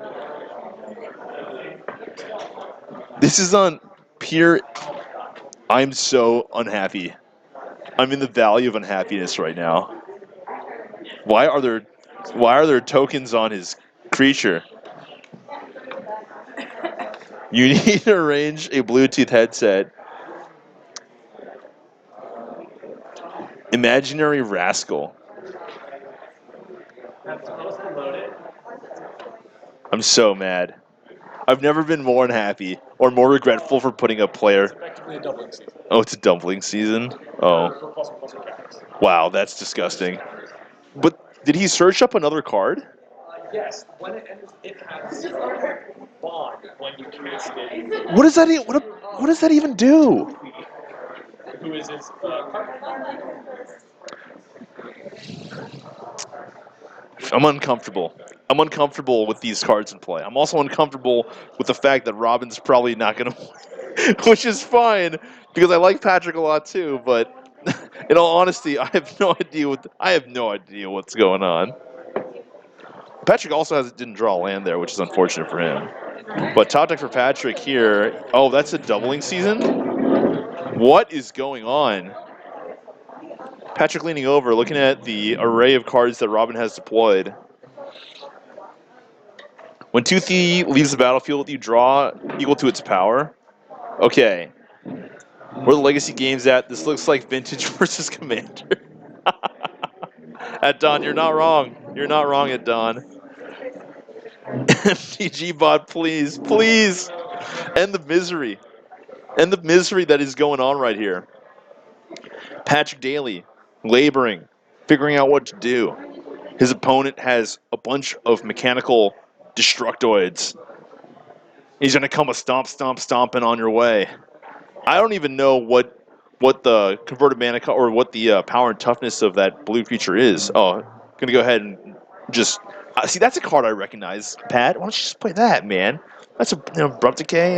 No problem. All right, going to go ahead and sacrifice that. Make a Thopter token. Of course, Robin's got cool Thopter tokens. He can have cooler ones. I've seen cooler. That's just that's a magic built one. We need like a flying Pikachu or something like that. That's what I want. Robin deploying Wasteland here, and I think he's got access to 5 mana here. So it might be Walking Ballista time. I mean, Walking Ballista among one of the most powerful cards that Robin can be deploying here. Oh, I'm getting here's the thing though. Team Cameron, I know that this is probably like, oh, I can just hover over it. It says National Battle Bond, description, gather, search. Oh my god. Never mind. I'm just gonna call the shots right now. Robin's gonna go ahead and deploy Walking Ballista here. And his life total is getting a little bit low. But that's also a Vault Scourge as well. Anti-spam, try again later. Wow, rip. But Robin's certainly developing a powerful board here, and it's going to be tough for Patrick to deal with. And Patrick is kind of a big mana deck, so it's one of those tough situations where you want to be able to play all the cool and interesting cards in your deck, but Patrick's only got 3 lands in play, so relatively troublesome for him. I mean, he's looking at a Sylvan Library, and that's never going to hit the battlefield, I don't think. Especially when Decay was deployed. Double block on the Arcbound Ravager, and if you're Robin, you're instantly counting how many artifacts you have in play, because I mean, you could potentially wipe out both these creatures if you decide to all in. I'm not quite sure what Pierre's power and toughness is, but if I knew what it was, then I'd say how much Robin can cash in here. Robin looks like he's going to go in and cash in one of his Thopters and go up to 3 counters. I mean, it's only a 3/3 Arcbound Ravager, but Modular will move the counters post-combat, combat damage resolution. So, yeah, I mean, if he takes something down and then moves the counters to another creature, that's good enough, I think. What he could even do is he could sack all his counters to his Ravager. Ravager could deal as much combat damage as possible. Modular the counters to the Walking Ballista, and then just Walking Ballista everything else. So I think that's what Robin's going to do, and I do like this line. It makes a lot of sense. He's going to go ahead and deal damage, blop blop. Counters are going to go ahead and move to the Walking Ballista, and he's going to go ahead and utilize the Walking Ballista and just blast the rest of the damage down and take out this last creature, Master Biomancer. So nice play by Robin, and very well designed and orchestrated as he executed that. Untap and draw for Patrick, and he's got that. Oh, wow, this is a great Abrupt Decay. That was nicely drawn. That was a nice card to have there. And Robin going to go ahead and cash in his Walking Ballista here. But, I mean, Juggernaut's pretty strong. 5/3 for 4. We do like this. Robin also has additional power on the battlefield. I think he just drew Thorn of Amethyst. So we're going to go ahead and see an activation and an attack for 7, as well as Thorn of Amethyst hitting the battlefield. It's going to make this Sylvan Library impossible to cast, as Robin's dropping lower, but Patrick has no direct damage, nor does he do a very good job in surprising his opponent by attacking. So activation here and attack for 7 from Robin Hartshorn as the news tightens around Patrick Daly. The Sharks circle closer. Patrick going to have to pull out a nice little miracle. Top deck of land, that's not bad, but not really. I mean, really, Patrick needs to find like land Pernicious Deed. That's really what he needs to do to clear the way.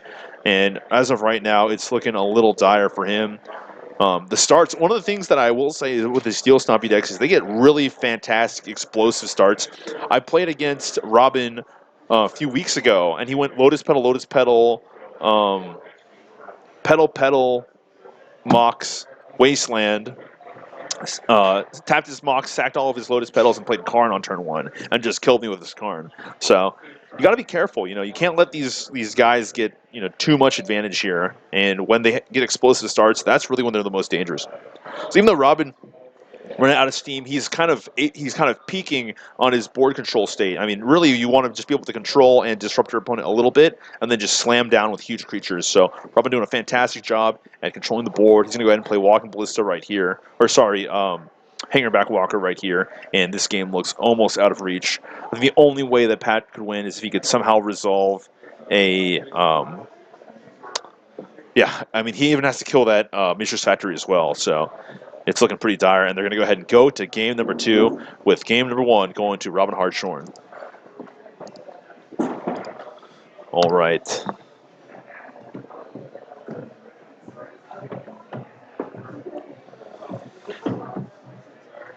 Now, for sideboard cards, I want to say that Patrick's going to have access to... He's looking at Eternal Witness and some other cards. There's some Golgari Charms being considered. I think those are good. Yeah, I like Pernicious Deeds a lot. I think those are fantastic. And he's thinking about some late-game recursion as well. But yeah, those Golgari Charms and those Pernicious Deeds is just an absolute house. It's a haymaker card for sure. especially if you can resolve that and utilize it. I will say that Robin does play Phyrexian Revoker, and Revoker does a good job. I mean, it just essentially needles whatever target you want to. So whatever board, whatever card that Patrick's utilizing to try to leverage an advantage, Robin can just go ahead and turn that off. He doesn't have any more fear. But Robin thinking about cutting some interesting here. I think those cards are coming in. So Sorcerer's Spyglass is a card that's coming in as well as Karns. So it's interesting to get a look at Robin's deck from this angle because usually I'm playing against him so often. But being able to see what's coming out and what's coming in his numbers, him having 2 Karns in his sideboard kind of gives me an understanding of how often the frequency at which I should be keeping Spell Pierce in.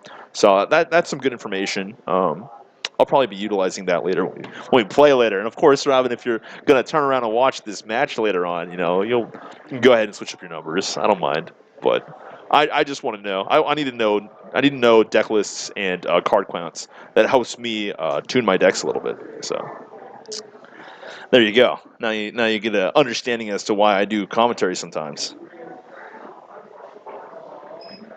To get a leg up on my on the opposition, get an understanding for the way their deck is built and how it's shaped.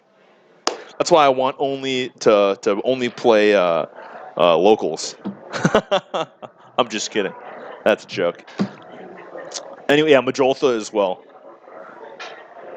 Majoltha's pretty sweet. I've seen Patrick play that against me, and he just played a bunch of cards from his graveyard and killed me. Some nice hand gesturing. Patrick showing how many lands he's going to have in play. His arms are going side to side. He's like, my board state's going to be this big, and then I'm going to play Pernicious Steed and blow up all your cards. And Robin's like, yeah, you think you're going to do that? Well, I'm going to tax you really badly, and you're going to look like a fool. I'm pretty sure both players are not saying that, but I'd like to think that they were. Patrick, got a mulligan from Robin. I think these Steel Stompy decks play a lot of lands, though. I think they play I want to say they probably play maybe 22, maybe more. I mean, they play Mishra's Factories too and stuff. And there's only so many artifact creatures you can play. But all right, Patrick, his hand. I think his hand looked pretty good. I think he has Veteran Explorer plus a sack effect. Looks like a decay as well. So his hand looks good. And the only way that Robin can win is by attacking. Well, I guess he can make a big Ballista, but I mean, it's unlikely that it's likely that Veteran Explorer is going to hit the graveyard at some point. Hand drawn for Robin looks reasonable, but not fantastic. Robin looking like he's going to keep any land. Patrick, yeah, that was probably not a land, so he's going to go ahead and bottom that. Turn 1 Veteran Explorer, and that's exactly the start that Patrick would love to see. I think Robin drew Phyrexian Revoker, which is not really. And Robin, this is the one tricky part about playing Steel Stompy is sometimes your mana does not line up very well. I don't know what that is. Oh, I think that's the XX white or the X white or the X green blue card, the new one. Lots of Stompy decks playing 25. Camera zoom too far out. Well, yeah, we want to get. The thing is, our camera is I don't know. It's okay. Don't worry about it. Don't adjust it. Yeah. Don't adjust it. We want to see the top part of Robin's head, anyways. All right, Robin's going all in here, and it's going to be turn 1 Seed Traders into Lotus into Thorn of Amethyst. An attack from Patrick. And of course, this Thorn of Amethyst is going to stifle any early development that Patrick would normally have. I do think it's interesting that the Nickfit decks right now, I mean, they're trying to over-leverage the amount of basics in other people's decks, so they get to play, they still play Abrupt Decay, but they also play Assassin's Trophy, and so if you just keep on pulling basics out of your opponent's deck, eventually they're not going to be able to find any more basics, and you're going to have all the advantage. Robin deploying another. Oh, wow. He has this, I mean, this is one of the issues. He's thinking about this second City of Traders, so he's going to cash in his first one. The second one comes down. I mean, and this is kind of the story that, that always happens here. Patrick asking for a favor, and Robin saying no thank you. Abrupt Decay, not so powerful here. I mean, it's powerful enough, I'd say. He might go ahead and fire it off and blow up that Thorn of Amethyst. Ooh, almost got a block out of there. Okay. Taps. I thought Patrick was going to tap that for mana there. But he's going to go ahead and sack off a land. I think he's going to go ahead and get a duel or something. I would expect either a Bayou. Thinking about blue sources here. Thinking about blue sources. If he gets blue-black, he can cast that that Abrupt Decay. So he's going to go ahead and get blue-black here. And all right. Patrick contemplating his next move. I mean, he really has access to 2 mana unless he decides to play a creature. Thorn of Amethyst does a good job in controlling the control decks and make it so they can't play a lot of their cantrips. But we're going to go ahead and see a tap for 3 and an Abrupt Decay on Walking Ballista. So Robin thinking about where he wants to allocate the counter. He's just going to go ahead and sack Walking Ballista and move the counter to Arcbound Ravager. Makes perfect sense. Tap for 2. I think he's got a Wasteland as well. Oh, Wasteland is in his graveyard, so he can't deploy this Chalice of the Void, unfortunately. But it looks like it's going to be... Now, this is the big creature. Steel Overseer is by far the most powerful creature in Robin's deck, and it's certainly, I mean, it just does so much. It's so insane. Adds counters to Ravager, adds counters to Walking Ballista, adds counters to Hangerback Walker. It's so good. It's unbelievable how much value you can get off of this. And another Decay. Wow, fantastic. Robin Hartshorn, Johnny on the spot, adding counters to that. And Patrick's going to use this Veteran Explorer on defense now, and I like this position. Robin's kind of expressed this idea that he's a little bit out of gas. He's also had a lot of troubles and problems with mana coming into play. He's going to go ahead and deploy this Walking Ballista, and I don't know. He's just going to pass. Just going to pass. Play it safe. Top deck, that's a Assassin's Trophy from Patrick. Oh, and he's going to go ahead and deploy Scavenging Ooze instead. Scavenging Ooze might just be the biggest creature on the battlefield right here. I mean, there's so much to eat in the graveyard for Patrick. I think Scavenging Ooze could potentially take over this game. Robin's missing a lot of lands, and it's like quite unfortunate. Tap for 2, tap, and he's going to go ahead and deploy Chalice on 1. This makes a lot of sense. Or, oh, this is a nice response from Robin, as this Phyrexian Revoker going to go ahead and turn off the Scavenging Ooze. And of course, Robin just being very heads up, he's going to go ahead and pay for that Mox first, and then tap the Mox for the Phyrexian Revoker, instead of just playing Phyrexian Revoker up front. So, good job by Robin. Good sequencing there. Top deck for Patrick as he swings back. The Pendulum does, and I think I see that's a Golgari Charm. That is huge here. That takes out the Revoker. That takes out the Walking Ballista. That sacrifices, or it's -1/-1/1 to all creatures in play. That also sacrifices his Veteran Explorer. So a huge draw from Patrick, and we're just going to see the table get cleaned up, and just a huge advantage for Patrick right now. Also, so 3 creatures are going to the bin. Patrick's going to get 2 lands from his deck, and that Scavenging Ooze is going to grow way out of control, way bigger than Arcbound Ravager here, I think. We're going to see 2 cards getting sacked off here for sure. Oh, wow. So Robin actually considering... Oh, wait, that wasn't Golgari Charm? I'm confused. I thought he cast Golgari Charm there. But we'll see. Okay, Spyglass being deployed here. And of course, Patrick has to reveal his hand here. But I think the Spyglass is going to actually turn off. The Spyglass is going to turn off the Scavenging Ooze. There's no way it turns off anything else, I think. Team Cameron, you're absolutely right. The glare is pretty bad. Robin's shaking his head. He knows what's happening next. I mean, that charm is going to be really problematic. Yeah, card from the news set. I think that's the flyer. I could be wrong. I don't know. But this, he's got, I mean, honestly, you just got to answer the board state, and the best card on the table is Scavenging Ooze. So I don't think that answering anything else is correct here. I think Scavenging Ooze is by far the best card. Naming anything else is just foolish. Oh, not Hydroid.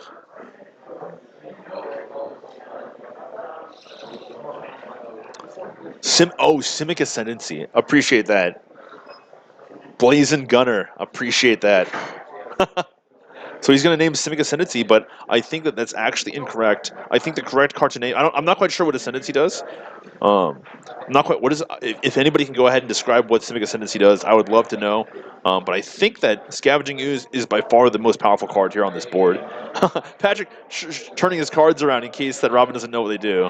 So okay, so he's going to go ahead and show that this one's naming that and this one's naming that. Another Guard Charm drawn for Patrick Daly, and Patrick has been drawing pretty hot fire. I will say he drew relatively powerfully in Game 1, what was not quite enough to get there. Game 2, he's drawn some pretty good heat, and we're going to see Guard Charm getting deployed here, and it's going to clean up the board. So that's going down. -1/-1 all around, and Robin pondering what to do here.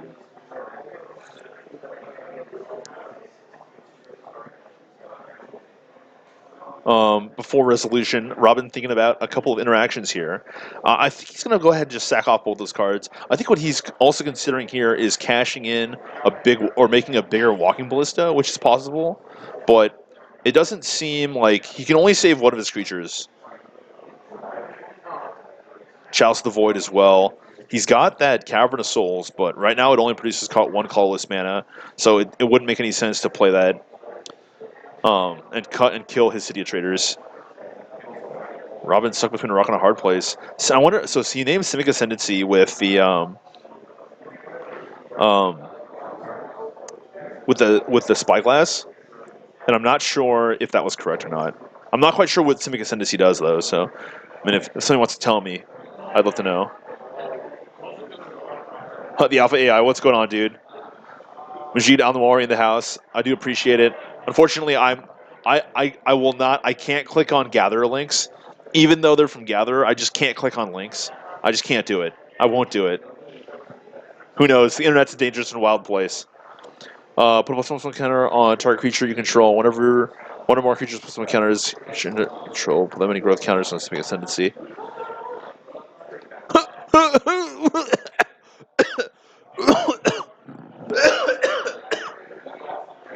What?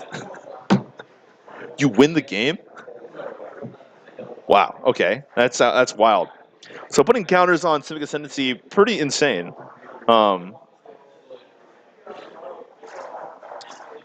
That's insane. Never one or more. Wow, that's super sick. Okay, sure, yeah. That's why they play doubling season, I guess. That's cool though. That's cool. I'm into it, I guess.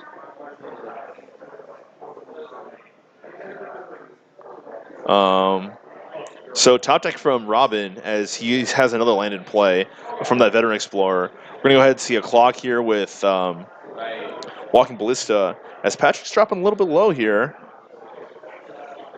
4 mana here, and wow, 4 and 5. We're gonna go ahead and see. Oh, that's pretty nice. That Chalice of the Void is huge here. Turning off Trophy, and that's a nice play by Robin. Very heads up, and he knows exactly what cards can punish him. He's going to go ahead and destroy this. So I guess that Spyglass is on Scavenging Ooze. That's what I would surmise here. But if Patrick activates his what's it called, his Ooze, then that would make a lot of sense. Okay, so it's the Spyglass is on something else.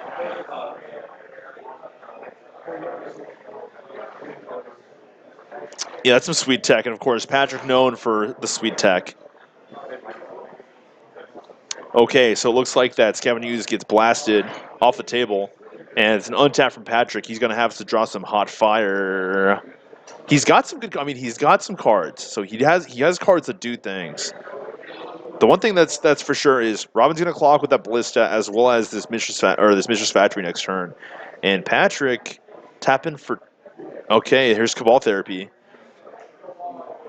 And we know what's in Robin's hand. It's Cavern of Souls. But Robin, I mean, Patrick doing his best to go ahead and try to beat what cards Robin could potentially have in his hand.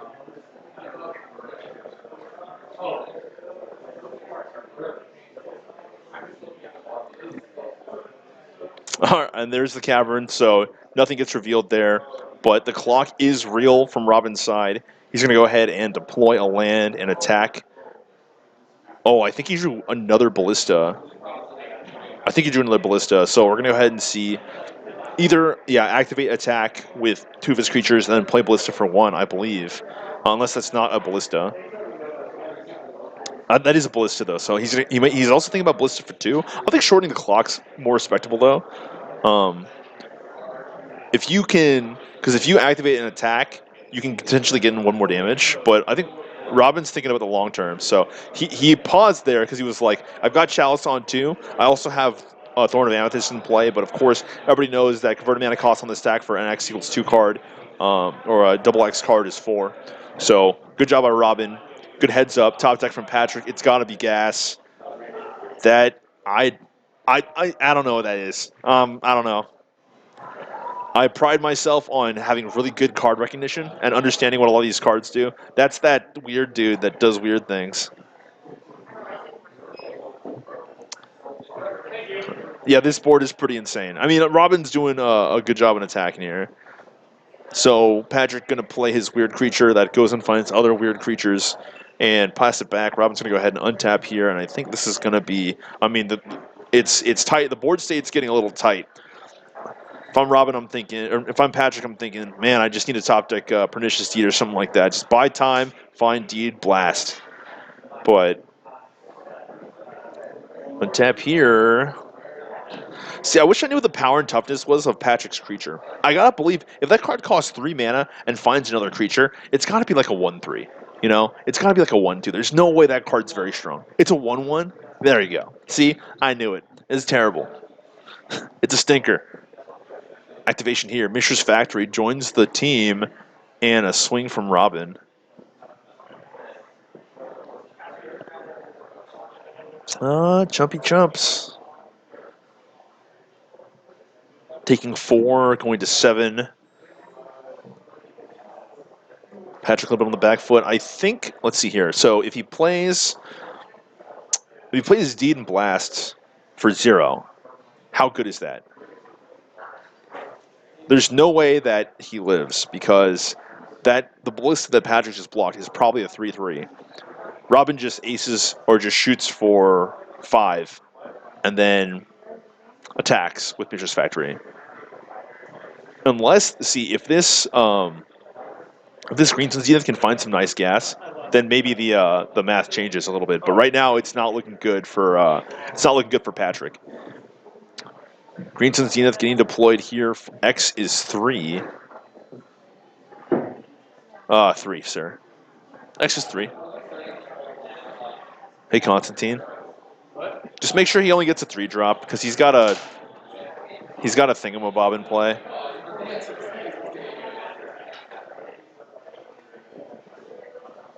Thorn of Amethyst. Oh, my bad. This is one of those times when I try to be like proactive and preventative, and I just end up looking like a butthead. Yeah, I know. They're both very good with board states. I mean, look at the decks they're playing, right? Jeez. Oh, Team Cameron with the sub, man. Thank you so much. Much appreciated. I would usually do some sort of weird yelling thing, but I'm going to give you a thumbs up. There you go. Team Cameron. Appreciate it. Little Twitch Prime sub, huh? Yeah. Let's go. Let's go. All right. Activation from Robin, and Robin's going to bring the Thunder here. I think, yeah, I think that's it. Are we dead? All right. Handshake extended. Remember that when you're in the area in May, Team Cameron? I absolutely will. Honestly, if you decide to stop on by, come down and play some Legacy action, I'm not always here, but I pretend that I am. You're always here. Constantine. I mean, honestly, we've got a lot of regulars. Like, playing Legacy out here is a lot of fun. We have like 16 dedicated players tonight because of the snowy weather and the rainy weather. Oh man, we got another sub. Big Mike Woods 5. Thank you so much for the Twitch Prime sub. I do appreciate it. Thank you so much, everybody who has subbed so far, and we're just going to keep on rolling. We got more Legacy action coming to you, and I hope to bring you all the highlights, all the action. Obviously, we've had 2 really interesting rounds. The first round we had Cat combo, Meow Mix combo versus, what did he play against? What was the combo deck? Oh yeah, you played against Hungry Hippos. That's Sultai, Natural Order deck. Round number 2. And we also got to see Doomsday, a Doomsday variant, play up against Stoneblade. My favorite deck, Stoneblade, of course. Round number 2, we saw, man, we've got some weird decks. We saw Steel Stompy versus that Sultai Nick Fit, and of course, we saw Steel Stompy take that down. But we're gonna go ahead and try to find either a backup match. We've got about 15 minutes left in the round, so unlikely we'll find a really keen backup match, but we'll have to see what's going on. You have 0 Legacy here, so you'll go to large events, heading up to Geek Fortress events, so you'll... Oh, that's so awesome! You're coming up that Geek Fortress 5K. Randy Yao's nodding his head. What's going on, Randy? How's it going today, man? Do you want to just stop? I don't have another chair. Yeah, we got a couple. Dude, we got some subs today, dude. Oh, shit. Oh, oh. Let me see if I can go ahead and plop. Dude, look at where we're at. All right, I'm look at where we're squatting at. down next to. How Whoa. crazy is this? 21st century. We got We're in mics. the future now. It's unbelievable. These are nice. These are comfortable. They're really good. They're really good. Yeah. So you're playing tonight. You're playing with Legacy. Are you battling with the Green Men? Yeah, I didn't really change up too much from last week. Just playing the usual. Didn't feel super adventurous today. Okay. Got enough adventures, making out here in the icy streets.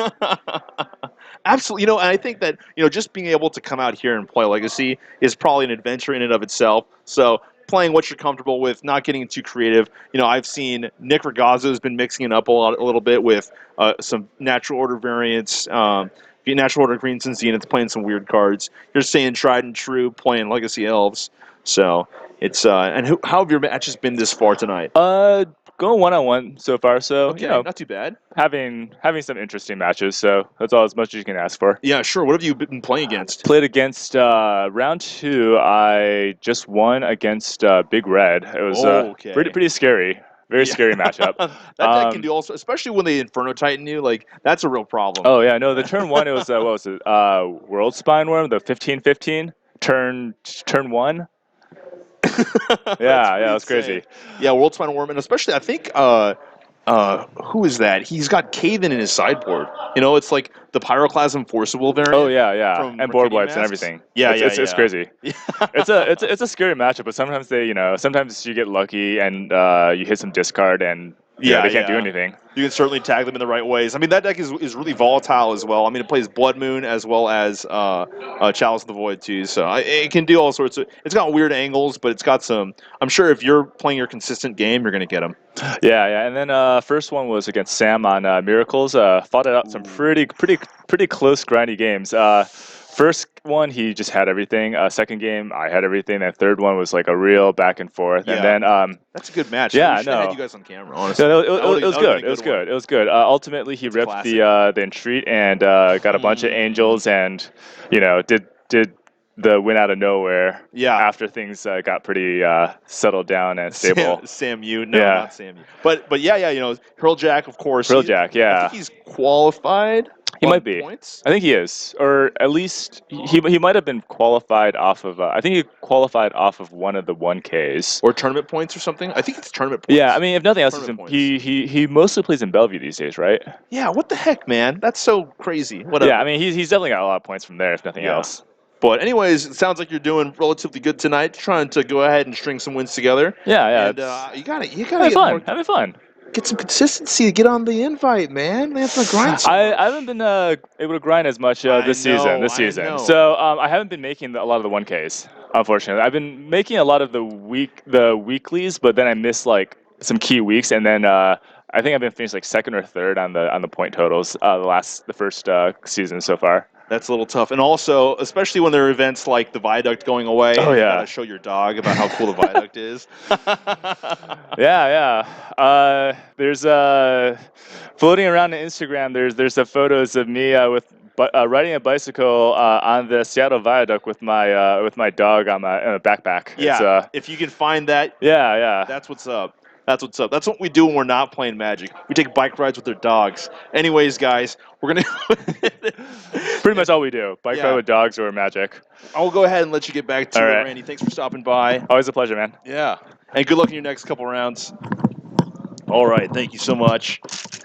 That was Randy Yao, Legacy Warrior, fantastic Elvis player. One of the Elves, if there is a cohort of Elvis players, it goes Randy, Dan, Nick Rigazzo, and Miles Wallio. Those are the 4 big Elf players in the area. They're fantastic players. They're always a pain to go up against. They're always somebody that you're going to find, at the top of the table is one of those 4 guys.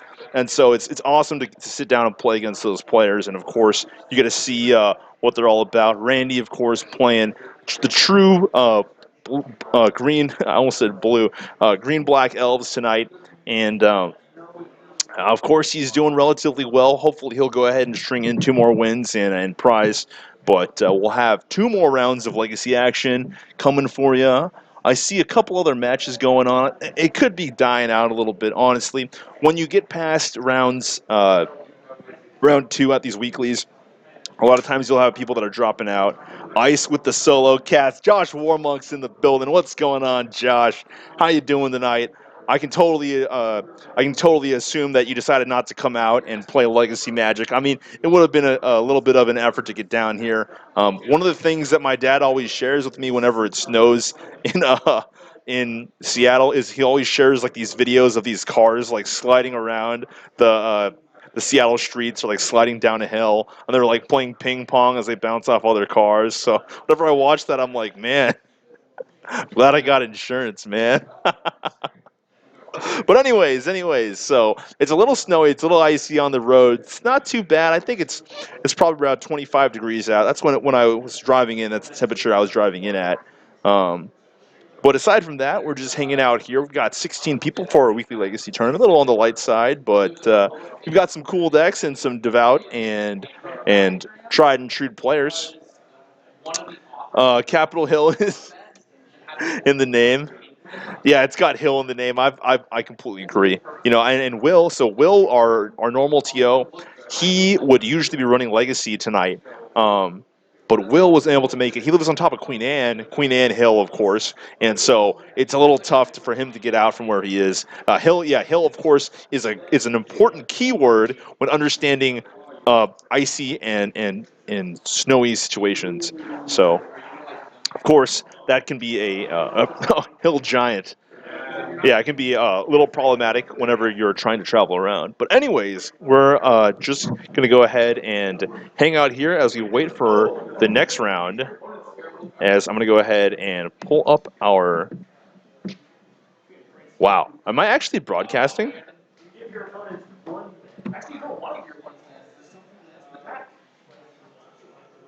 We're online. Okay. Well... And I think the one thing that's kind of interesting, Constantine, who's the person who's producing and also running the tournament right now, I will say he should just give me a backup match. Hey, Constantine, why don't you play that on camera so I can talk about something? Oh, I mean, we're playing off the same deck. Yeah, they're That's drawing off the same deck. That's dumb, but fine, I I know, guess. it's bad. You Okay. want to talk about stuff? Yeah, let's do it. Okay, I'll talk about it. Yeah, no, it's fine. It's fine. I got Patrick, come on. All right. Yeah, I also want to talk to you at some point. maybe later. All right. Oh, so fancy and professional now with the headsets. You know what? It's crazy. So originally when we started this thing, we had like this really terrible mic that picked up all the sound, and we got a professional mic that also picked up all the sound. And now we've got headsets. Yeah. And I don't know. It's crazy. It's weird and it's legit. Yeah. It's unbelievable. There's even a soundboard these things are hooked up to. Oh I yeah, couldn't yeah. believe it. Yeah. Could not believe it. But I mean, you understand audio stuff way better than anybody here, at least. Maybe. And also, I'm sure you were quite well versed in getting this cell set up. So Yeah, we I helped. appreciate you Yeah, no problem. helping out. But also, problem. we got to watch your deck. Oh, It was pretty Master Oh. Biomancer, and then you played like 4 cards. If you want to go back and watch the replay, I just have the worst time, and then chat's just like roasting me, like, "Hey, Jordan, you don't understand any of these cards." I mean, yeah, I'm not playing the cards I want to play. So ideally, I have the final list for the Simic Fit deck. Swim Fit. Swim Fit. It's like CrossFit, but in the Yeah, water. but Swim Fit. Other Yeah. one was Sim Fit for like Slim Fit. Oh, yeah. I need to get on that plan, wherever that is. Yeah. Anyways, the core of the deck was basically like, oh, here's like Simic Ascendancy is a card to like dump lots of mana into, Yeah. and Nick Fit frequently ends up with just a lot of mana. Too much sometimes. Yeah, too much sometimes. So why not have a mana sink that actually can like win you the game? Plus, there's a lot of good creatures that Nick Fit normally plays that just get +1/+1 counters, like Scavenging Ooze. Fantastic. Yeah, really good card. Yeah, Fantastic card. Tireless Tracker, also great. Yeah, that card's... Then wow. you have to start digging a little bit deeper after that. Well, I mean, you can play multiple... These aren't... You don't necessarily have to play one-offs. These are no. cards, Yeah, you by play... themselves. So the deck list runs 1 Tireless Tracker, 2 Scavenging Oozes, 1 Colonian Hydra, which is the 5-mana 4/4 that doubles all your +1/+1 counters whenever it attacks. Ideally, yeah, I did not see a lot of mana tonight. I got a bit mana screwed, but that's how it goes. Yeah. Because those decks usually play like 24 or 25 lands. I'm running at 20, which is a little slimmer than I want to. Okay. I need to find... cram all the cool stuff in there, man. Exactly. If it's not in your deck, then how are you ever going to cast it? Yeah. See? So in addition to that, you're running Peer and Toothy. Those 2 cards just drove me crazy. Like, you cast one of those things, and I'm like, there's one of those crazy cards that finds Battle another Bond crazy ones, card. They're super good. You have to be careful because Toothy can actually kill you because the draw trigger on death is not an option. You have to draw based on the number of counters. So if it gets too big and dies, you just lose. You can just blast yourself. For that reason, I have considered putting in the Labman sideboard plan to just have like a 1-of Labman, but it's too hard to find consistently, so it's not good. Running 4 Winding Constrictors, which are... Oh, we never got to see that card. I know. That card's really cool. It's so good unless you're playing against Infect. Because it will increase the poison counters you get on yourself. Oh, why are you hitting yourself? I know. So when I played this for the first time last week, I was like, all right, this is going to be great. I just hope I don't have to play Infect. Did you hit Matt Second Saxton? round, Matt Infect. Saxton? Yeah. Oh, no. Got the saxophone. I know. I got saxed. Oh, no. So you have to, though, for creatures with +1/+1 counters, you start digging a little deeper. Yeah. I want to eventually run 4 Hydroid Crasses. They're from the new RNA set. That's the X card. Yeah. Yeah, it's the X card, and you like Drifter, gain half X and draw half X on cast. They're super good. Also, because they're just like flying, trampling bodies that are fantastic. What is trample? Yeah, it's got flying trample. Oh man, It's so good. But they're paid 4 for that. They're sold out everywhere. Got it. And they're also like $40 a pop for like a standard card. Oh gosh. But all right, that sounds. Oh no. No, you're I'm good. ruining Don't worry things. about I'll that. fix that. They'll deal with it. We're not even looking that way. But yeah, and also 1 Galloping Lizarog, which is the 5-mana standard card. It's a 3/3 trampler. When it enters, you can remove any number of +1/+1 counters from any of your other creatures, and it gets double that many. Oh. So if you take off 3, it gets 6. Okay, got it. So Plan A is play a Simic Ascendancy, get a whole ton of counters, win the game. Probably also, hopefully, get a doubling season, because that means you add 1 counter to a thing, which becomes 2 counters, which then adds 4 counters on the Simic Ascendancy. Okay, let me ask you a question. All right, if you were to compare your deck, like the construction of the deck, and the interactions between the cards, between any object or series of objects in the world, what would you compare it to?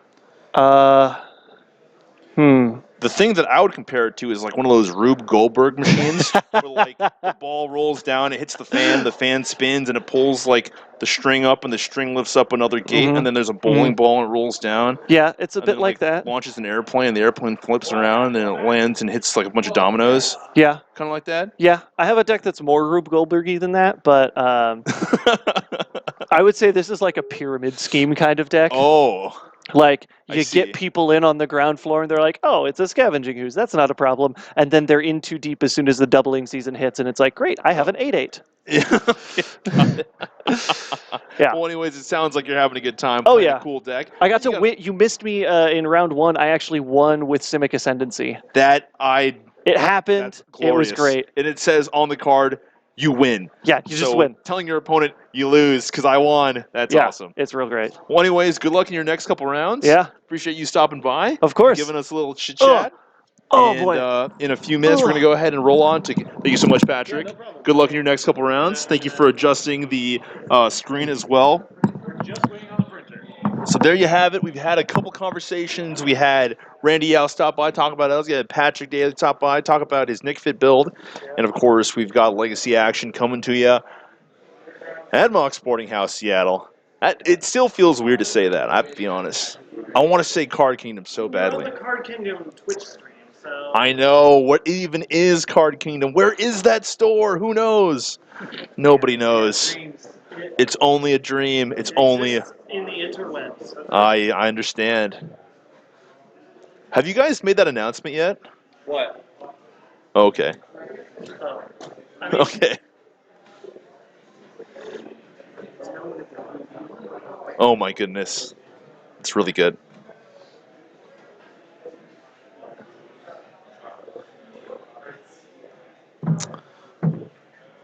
How's it going? Not this time. Yeah. You're playing a Doomsday deck though, right?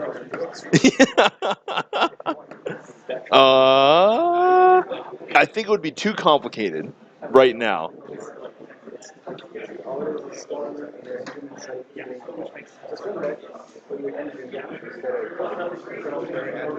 Yeah. Okay, how many contracts are you playing?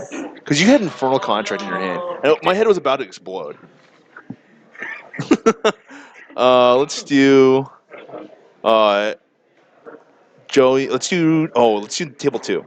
Table 2? Yeah. Okay. All right. We're gonna see it again. All right, round number. We're gonna go ahead and see Zachary versus Jeremy Edwards, and of course, Zachary playing a storm-based Doomsday Shield. That was him right off camera. I'm gonna go ahead and type in this round number 3 for you, as we're gonna get saddled up in just a sec. Round timer has not started, but we've got Jeremy Edwards and Zach.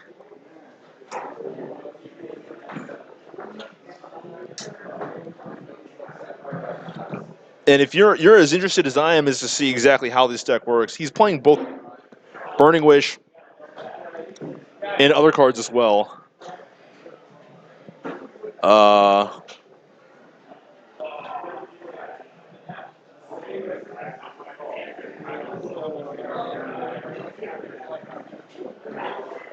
I'm going to go ahead and get this adjusted. We're going to go ahead and see who's on what side for the match.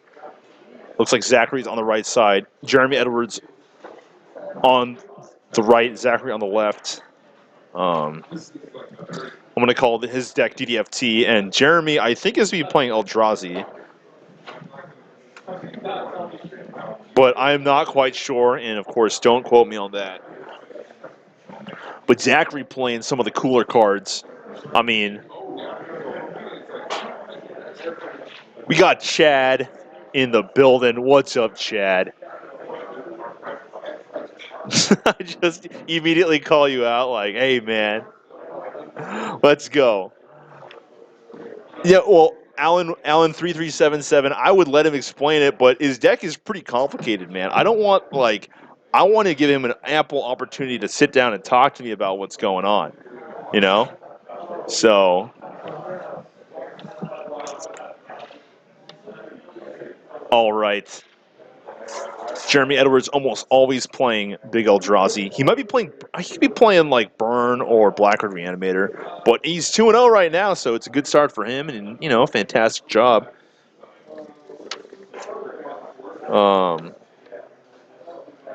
Anyways.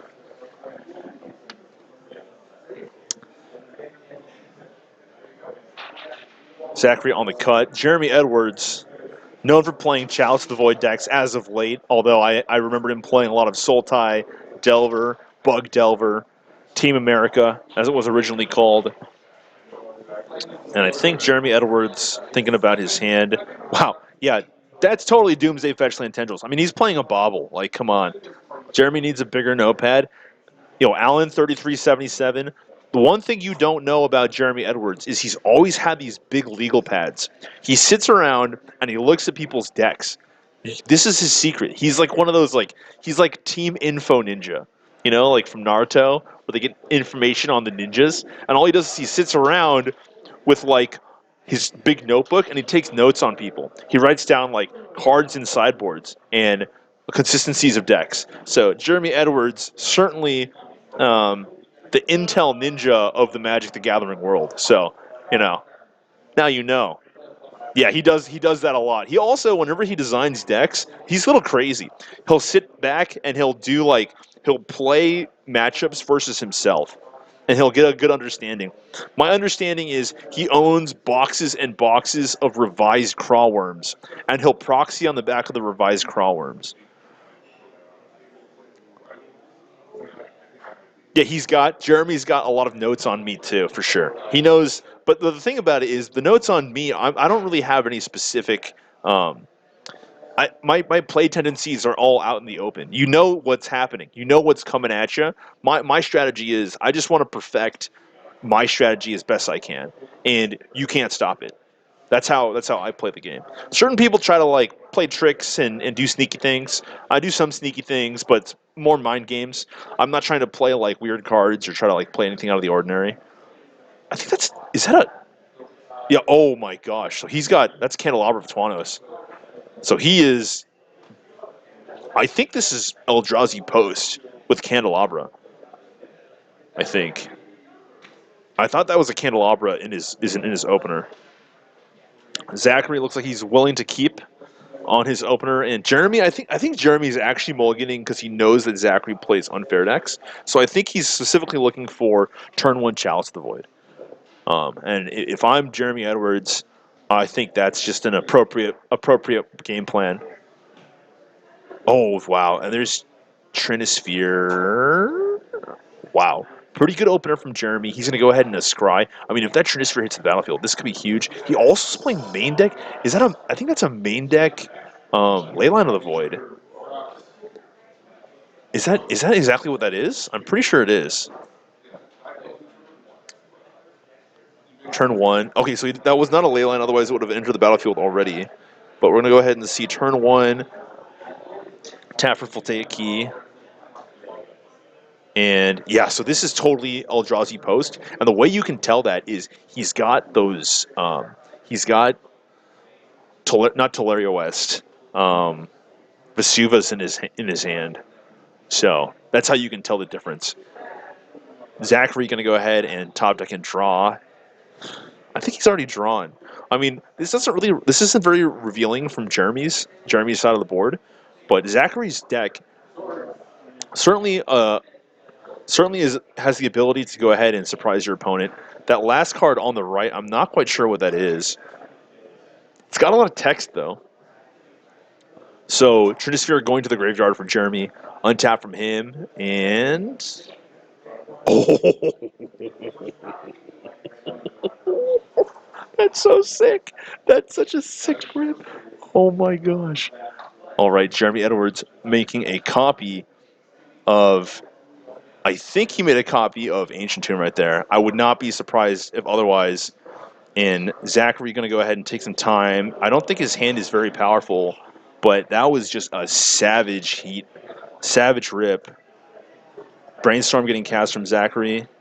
And top 3 cards, a lot of lands, not too great. And another land. Wow, that's not That is really unfortunate brainstorm from Zachary, but he's not going to have to draw any of those cards. So putting those two back, cracking the fetch, and certainly going to go ahead and grab. Zachary having trouble. He's having trouble with this deck, man. All right, that was just super funny. It took like four attempts to crack that fetch land right there.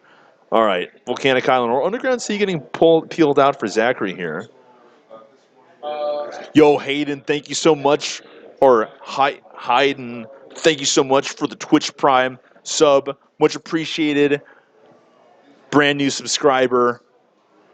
Really awesome. Brainstorm getting cast out again from Zachary. Jeremy. Oh, wow. That is double Lion's Eye Diamond and Thoughtseize. So Landdrop already played for Zachary. And wow, this is looking... If that Thoughtseize could get cast right now, then this game would be a lot different. But as of right now, it's looking pretty troublesome. Untap from Jeremy, and it's going to be time to slam the 3-ball.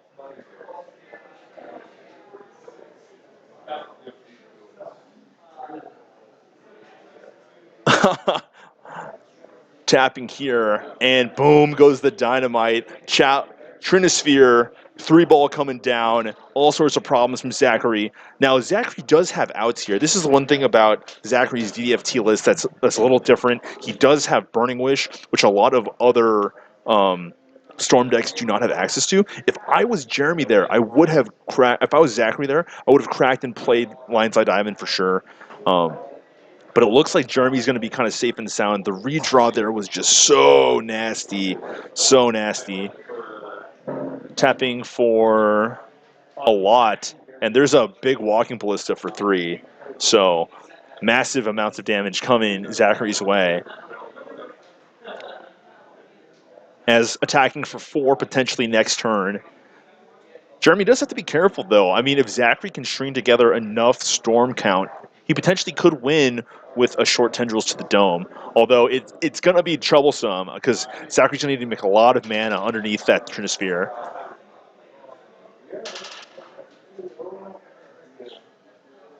Do you know what makes great copies, Jordan? I'm sorry, that was a good one-liner that I just didn't get, unfortunately, Captain QC. But all right, Zachary on the fetch here, getting out mono dual lands. You would think he'd have 6 lands in play because he's got 3 duels, but that's just not the case. Cabalrit is the draw from Zachary and a pass back. I think he's got to start running out these Lion's Eye Diamonds. There's no way you can sit back. There's absolutely no way. If Jeremy draws Chalice, I wonder if Chalice on 2 is better. I think he found Chalice. Okay, Grim Monolith is the play. And activation here for 3. Untap. Activate for 5. Jeremy's going to go up the chain and make a 4. He's got 1 floating. I think he's thinking about... He's just going to go ahead and serve for 4. Okay. So, and this is really nice too because when he attacks on his last time attacking... See, if he activated 1 more turn, though, I think he could make the clock really short. I think that if he actually attacked for 5 there, he can potentially send his opponent to 12, and then he can make it a 6/6 the following turn, attack for 6 and shoot for 6. So I think that that's a little bit of a misplay. I think Jeremy should have gone for 1 more there because he knows there's no way. I mean, he has to beat Zachary to beat the Trinosphere is going to be so difficult. And I understand that Jeremy would have gone to 9, but to have enough storm count at this point versus Trinosphere is just so improbable. Like. Yeah, he'd have to have like infinity Cabal rituals. Yeah, he'd have to have like mono Cabal rituals in order to win, and that's going to be game. So Jeremy Edwards, of course, taking it down in style, like the stylish man that he is. Maybe he could have made it. Maybe he could have made it 7 on the next turn. I'm not quite sure. Didn't do the math, but. Jordan, do you even standard, bro? I don't. Unfortunately, Alan, I do not standard. I do not know what a standard card even looks like. Actually, I do. I know Teferi's in standard. I played a little bit of standard on Magic. What is that computer game called? Magic Arena? Is that what it's called? MTG Arena? I played a little bit of Arena, I think. It's the thing about Arena is it's just stupid, and it's good for standard. It's good for standard. But if you're trying to, I mean, if you want to, if you're trying to draft an arena deck, like if you're playing draft on arena, you're not even playing against other humans. So if you think you're really good at draft on arena, dude, just wait till somebody just sits there and hate drafts your card. Like, it's like, oh, I really needed that card to wheel, and versus 7 other robots, I can get it to wheel. Yeah, well, in real life, you can't get it to wheel because the people have brains; they're not computers. I mean, unless you're like playing against like Deep Blue or one of those chess or what is it, AlphaGo? Yeah, sure, AlphaGo and Deep Blue, they'll smash you. But it's not like they're hooking up Deep Blue to a draft calculator and then just like making that thing draft. So really, like when you sit down and draft with like these computers, like how can you even call that magic? It's unbelievable. And then people say that they're super good at limited, but like the majority of the skill in limited is not playing your cards; it's drafting your deck. And if you're just drafting against other computers, that's just stupid. That's dumb. Yeah. Agreed, Alan. The draft part. Sorry, I was on my Colors Open Super Obvious MGGA. Honestly, every draft I've ever done. So I'm apologizing. Let me get off my soapbox. I'm sorry. I was on the soapbox. I got emotional about the way that people draft because I'm a big time. I love to draft Cube, and I think Cube is like the ultimate test. Well, not necessarily the ultimate test of skill, but like the ultimate way that you can have fun playing a drafting format. Maybe Dota Chess is in there. Dota Chess is pretty fun. Have you played Dota Chess? Have you seen people play it? It's super fun. It's way more fun. You say I said before at one point, and then I played 5 days worth of Dota Chess. Okay? I'll tell you what, Dota Chess is the truth. Anyways, we're going back down to the match. You say you just wait, you try it. If you try it, you'll know the truth. You'll know, it's right there, right in your forearm, right there. Yeah. Anyways. All right, Zachary.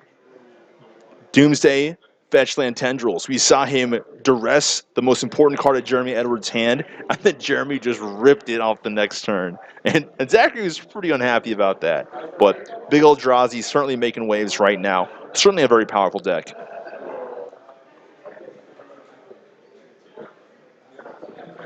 Yeah, no, Alan, that's a good point. That's a 100% a good point. That it's like if you don't understand those metrics, it's nice that you can still play draft. I completely agree with you. That's really good. But it's one of those things where if I think Jeremy's going to lean back for a time extension. Oh. Yeah. We're good. But the one thing I will say is that yeah, I mean, if you, but drafting is all about like that interaction. Like the one thing I don't like is if you draft, go out to an FNM, try an FNM, sit down and play with other people. Drafting here at Mox Boarding House Seattle is super awesome because there's all sorts of players from like the very early beginnings of their Magic careers to people that have been around playing for a long time. Jeremy Edwards is playing with the mana symbols right now, of course. I'm just going to go ahead and bring it back into the caster booth while we wait. Zachary had to go and use the restroom. Yeah, you know what's funny is Hearthstone. So Hearthstone, Hearthstone used to have these things called fireside gatherings. They had them here in Mox Boarding House. And I remember for the longest time, the fireside gatherings would always happen, and people would come in and play Hearthstone versus one another. But if you think about Hearthstone, really, when you're playing Hearthstone, you're like this, right? Playing on your phone. And so really, these fireside gatherings where people would always come together and sit like at these tables playing like in one room, it would just be 2 people playing like this. Like I'd be playing like this, and then the other person would be playing like that, and that was it. And like if that doesn't build a social interactive scene. Like if you were to go and look at the legacy scene right here, or come to a Friday Night Magic where there's just tons of people hanging out, just having a good time, being part of the community, that's really what it's all about. And to see Magic kind of move towards this Magic the Gathering arena stuff, and it's like not, it's just it. I like when Wizards are sitting back and forth against one another, going head to head. I'm trying to cast spells and I'm trying to trick you, and here it comes. Leyline of the Void getting deployed from Jeremy Edwards, and it's going to cut off a big portion of Zachary's graveyard style. You know what's really weird is I'm not quite sure how Doomsday works with Leyline in play. Somebody might have to somebody might have to understand that. Zachary going ahead and fire off that turn 1 duress at Jeremy, and I think Jeremy's probably going to have some amount of good defense here. Maybe he's going to get some of his mana stripped away, but I'm not quite sure. Yeah, you lose all the social stuff with Arena. That's a good point. You know, one of the things that I think is super disappointing about Arena is, you know, if you want to try to move your game to a more online event, it's better for Twitch.tv and for esports as a whole, but you just lose some of the feel that you get when you're at these big Magic events and you're having fun. Yeah, it's a little, I will say it's a little disheartening, but that's the reason why these legacy formats, you know, these legacy communities are still going strong. We're going strong. We had snow today. We had, like, people didn't want to drive their cars today, and we get 16 people. And there are certain places in the United States where if 16 people show up for a legacy event, that's a lot of people, you know? So we're very blessed. I will say we're very blessed, and it's awesome to go ahead and hang out, play some Magic. Candelabra Tuano's getting taken from Jeremy Edwards, and I think that's wrong. Well, I guess he already has Leyline in play, so it doesn't really matter. But the redundancy is always important, especially if Zachary goes for, like, I'm trying to bounce something. If he tries to bounce the Leyline or something like that, I think that the Grafdigger's Cage could be important and play an important role here. Yeah, you wish they had that legacy scene in Eastern Texas. That would be amazing. I completely agree. You know, I completely agree, and that's the reason why it's so awesome. And that's one of the other reasons why it's really sad that Wizards of the Coast is trying to do their best to, like, turn Legacy off. You know, they've got a big Legacy tournament coming up, the Grand Prix. It's like in Niagara Falls, and it's on Easter weekend, and it makes absolutely no sense. It's very unfortunate, and I think that WotC is really doing themselves a disservice. But hey, I mean, that's what happens when you play a game and you're kind of pot committed. But that's the reason why these legacy scenes still go strong. You know, Card Kingdom's done a fantastic job with the LPS, the Legacy Preservation Series, and really that's what it comes down to, is trying to make it so these formats, these older formats, are still alive and well and kicking. I think it's really funny. There's a little bit of news going on in the background. While these players are going to go ahead and develop their board states before anything really interesting happens, let me just go ahead and tell you about this. I think the professor has sat down and had an interview talking a little bit about how he was worried that Modern was going to go away, and then, you know, some of the people that were kind of outward-facing, community-facing on the WotC side said that's absolutely false. You know, I'll see it when I believe it. Honestly, WotC's always been pretty shaky about their promises. They've said a lot of things and they've gone back on them. You know, they've talked a little bit about how, like, they're going to do away with their master sets, and I think the master sets are fantastic and really good. It isn't worth in the instance, let small stores like Card Kingdom can take it. Yeah, Magic Fest. They took away our Legacy Grand Prix and Wars for this year. Yeah, that's unbelievable. They should absolutely not be doing that. I mean, Legacy is by far one of the deepest and, like, the most old school style formats. Obviously, Vintage is older, but, you know, like, Legacy has just been around for so long. Even when it was popularized by Star City Games. Star City Games was the one who popularized the format, and it's just kind of unfortunate because, you know, it used to get a lot of national recognition, and when those tournaments were happening, everybody used to turn around and look at it. And it's like, if I'm a newer player and I see, like, a lot of these old school cards, it's something that you kind of aspire to. You want to play these formats where, you know, it's really a battle of the minds. All right, well, we're seeing Jeremy Edwards play another land, and he's probably going to go ahead and play this. Is that a Thran Dynamo? I think it's a Thran Dynamo and a, what is that? Grim Monolith in hand as well. So he's going to play Dynamo into Grim Monolith and just sit around and not have a lot of action. But Zachary's digging around, and I think he might be able to come up with a little bit of a chain here. It's hard to say what his deck is really trying to do because he doesn't have access. Like, a lot of times these Storm combo decks, they either need to utilize their graveyard and over-leverage their graveyard, or they need to over-leverage, you know, their life totals here. So his life total is still intact, and I don't think he can play a card like Ad Nauseam, because he's just got too many high converted mana cost cards in his deck. So Ad Nauseam is certainly not a route that he can take, and he's going to go ahead and cast Cruel Bargain here, I think. Lines of Diamond getting revealed here. But yeah, Cruel Bargain getting cast. He's going to pay half of his life, and this is kind of a big fat setup card that Zachary's going to go ahead and cast. Jeremy Edwards rubbing his hand together as he knows exactly what this card does, but Zachary going to go ahead and draw 4 Hot Ones off the top. I think he's going to play a land and then potentially play... I would play Lines of Diamond for sure. He has a bauble as well. Jeremy just writes down Cruel Bargain. Or it's Infernal This one's Infernal Contract. The other one's Cruel Bargain. So, of course, what is that deck called? Spanish Inquisition plays both Infernal Contract and Cruel Bargain. We're going to go ahead and see a Duress getting fired off by Zachary, and it's going to miss. Wow, but that's a powerful card. That's a card that Zachary does not want his opponent to be casting here. And this is going to be a copy of Eye of Eugene. Eye of Eugene, of course, banned in Modern, but making big waves and big splashes here in the Legacy scene. We're going to see a tap for 6 mana, 7, 8 mana, activate Eye of Eugene, 1 floating. He's going to go ahead and grab Thought-Knots here and just start. He's just going to start slamming them here. Yep, TKS. There it is. He's going to go ahead and tap 2 mana, and TKS is going to get deployed straight away with the 1 floating. TKS targets Zachary, and this is going to be a problem here. I mean, this is both a clock, 2-turn clock. If Jeremy finds any additional mana, he has 3 there. Yeah. 3, 4, 5. Yeah, he's got it. He's got it. Cost 2 less from Iowugan. This Thought-Knot's just going to run away. I think Jeremy also wants to top deck like Reality Smash or something like that. I don't know if he plays any copies of that, but that could certainly end the game in 1 swing. So, we also have an SCG in our premier tournament provider with Magic Fest being yeah, you know, but there's still going to be places around the country that are going to have Legacy events, you know. Well, and of course this matchup is picking up a little bit, and we can go ahead and focus a little bit more on the action. So TKS coming down. I'm not quite sure what the take is. We see Zachary with a ton of mana in hand, and potentially he's got a redraw. Jeremy circling the hand. You know, this is why he likes these big legal notepads. He can write down all these notes, all this information, and he can go ahead and store this information and get a better understanding for how to navigate against these decks later on. But yeah, this TKS here, I think he's supposed to take Brainstorm. I want to be honest here. I'm not quite sure, but I think Brainstorm is probably one of the cards that gives Zachary the most flexibility.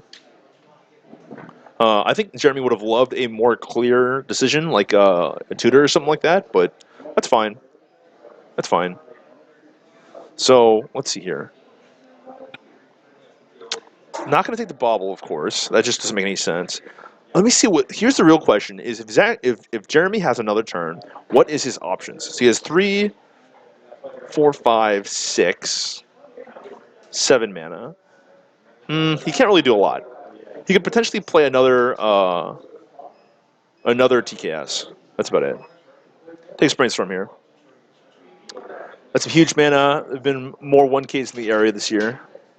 Yeah, I completely agree. There have certainly been more 1Ks, both at Geek Fortress and in the at the Mox Boarding House scene. The Mox Boarding House scene. You know, there's 1K for the LPS qualifiers. That's really nice. The LPS qualifiers, the invitational event, that's super huge. The fact that we can go and play these monthly events as well as have these big weeklies. And there's 2 weeklies that fire off in Seattle.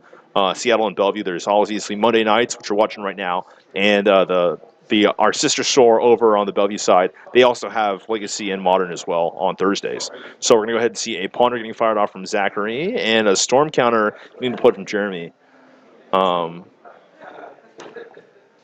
think that's a pass in Flans, but that card's not going to get too much use here. Zachary needs to find some action. I think he really wants to. I mean, of course, he wants to find like Burning Wish. And when your Storm opponent is counting, that's where you get a little bit of problems here. All right. Jeremy thinking about it.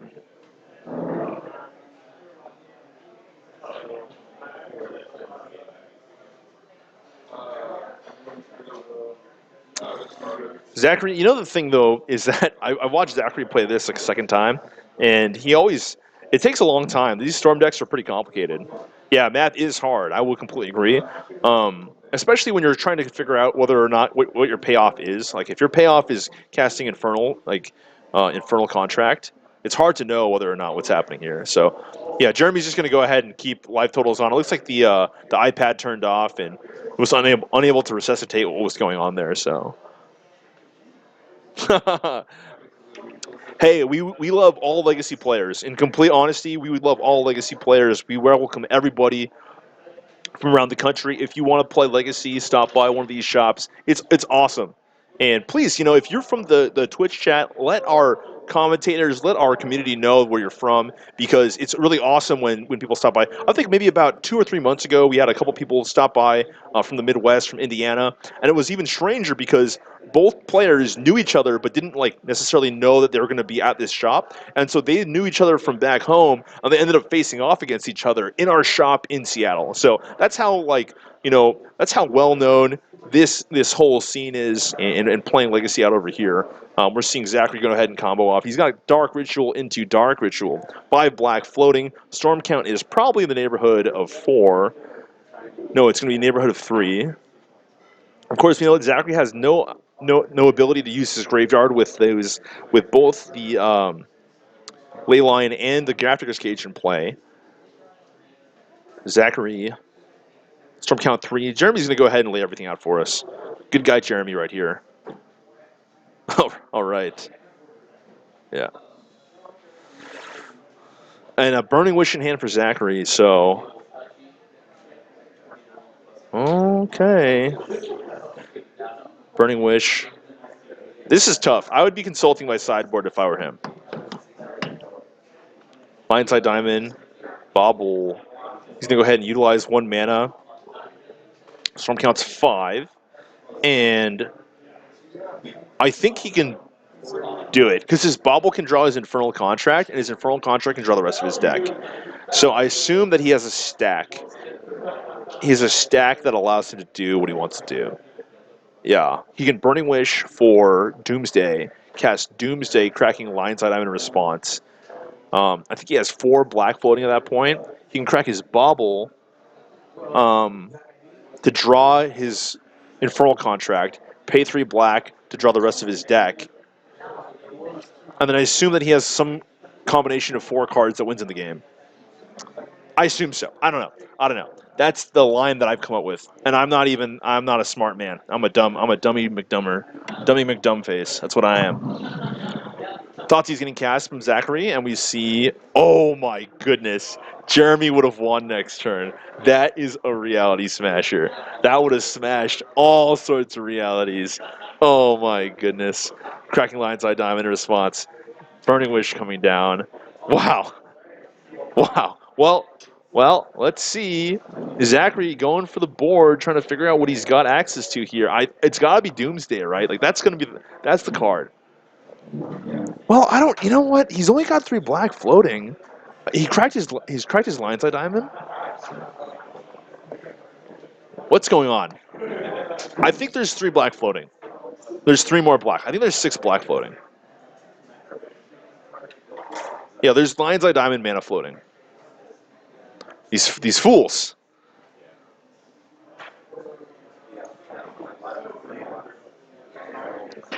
Northeastern New Hampshire. Nice. Very nice. The last time you saw DDFT being played was 4 years ago. Yeah, well, listen. DDFT on camera right now.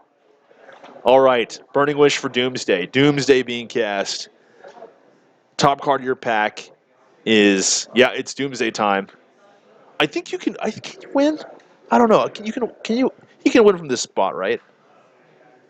Doomsday. Paying half his black. Yeah, there's a flow chart, I think.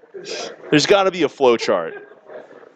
I would be really ashamed if all of the cards that Zachary had to win the game were in his graveyard, removed from, or in exile with Leyline of the Void. All right, Dark Writ. So that's going to be the stack. Yeah, and I think he's got it. It's going to be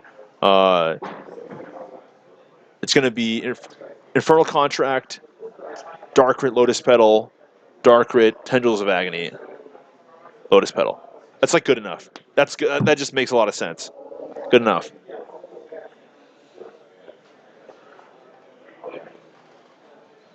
Now, if he has to use a mana to crack his bauble, that would be really funny.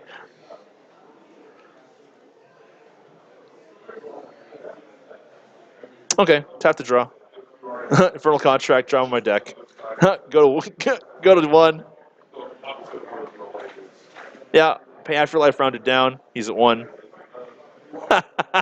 Jeremy is like sitting there like he can't believe what's happening. He's like, I can't believe this. Oh, he knows what's happening. Yeah, he knows what's happening. He knows what's happening. He knows what's happening. This is sick. Infernal Contract. Pedal, Dark Rit, Dark Rit. Pedal, Dark Rit, Dark Rit.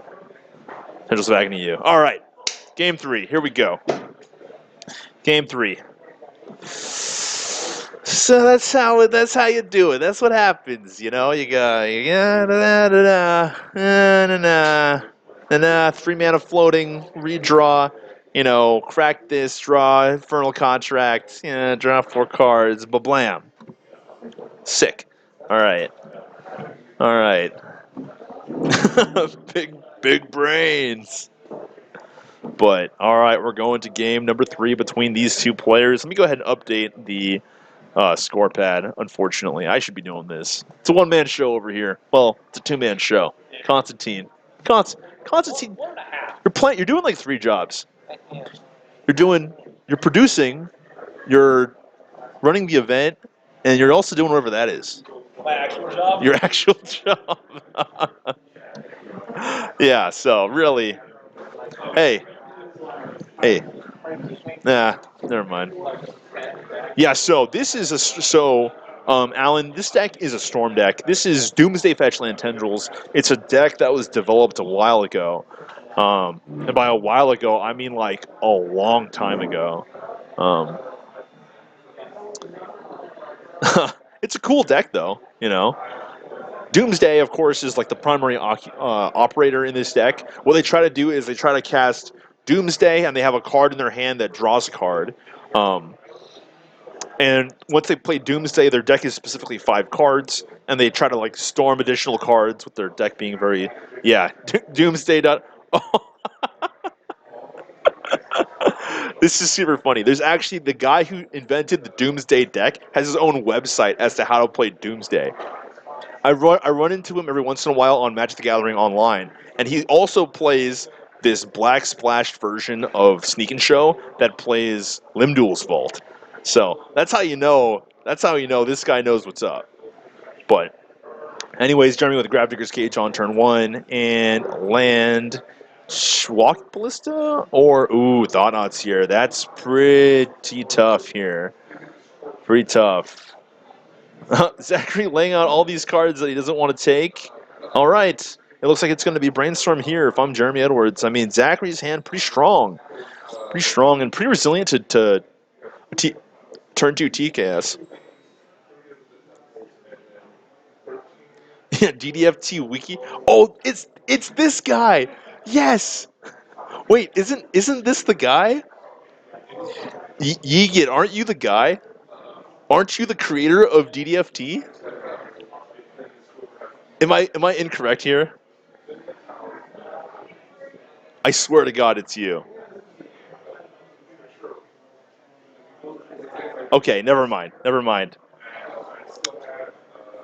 Oh, you wish you were? Okay. There's somebody out there that's like the originator, the creator, and I'm searching for him. Oh my goodness, this is quite the hand from Jeremy. Jeremy trying to get Stompy up in this business. It's going to be a duress and a pass. I mean, maybe that was enough disable from Jeremy Edwards. We're going to go ahead and see a land getting deployed here. Is it clobbering time? Jeremy doing God's work. Absolutely attacking for 9. That's not that many. Actually, that's like half of Zachary's life total. And Zachary knows he's DOB. I mean, the Walking Ballista in Jeremy's hand, he can go ahead and attack for 9 next turn and Ballista for 2, and that's it. That's the game. So it's on Zachary. He knows all the information. He's got perfect information. He's got to go for here. He has 3 mana. He'll have 3 mana next turn to start with, and he's got, what's it called? Grafdigger's Cage as well. So, troublesome. The creator is D30 or DK32. Yeah, I think I've seen him. I want to be honest. I've played against him, and he linked me the deck, and he talked a little bit about how like he's just like gone through so many different iterations of the deck, and when Sensei's Divining Top got banned, he was like extraordinarily sad. So we're gonna see an end of turn brainstorm from Zachary, and this is the kind of brainstorm you play when you're looking a little tough here. Looking a little. I wonder if he can do it. Wow, that would be something. That would be something. All right, Doomsday has to be on top. Fasten your seatbelts, boys and girls. We're about to see a turn.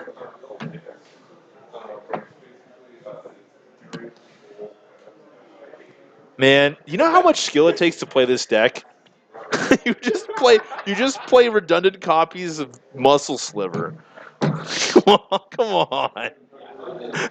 Are you playing Hibernation Sliver? That's the one that picks them up, right? Yeah. Yeah. Oh, okay. Oh my god. Oh. First humans and now slivers. Get out of here. Yeah, 3-0. Wow. Wow.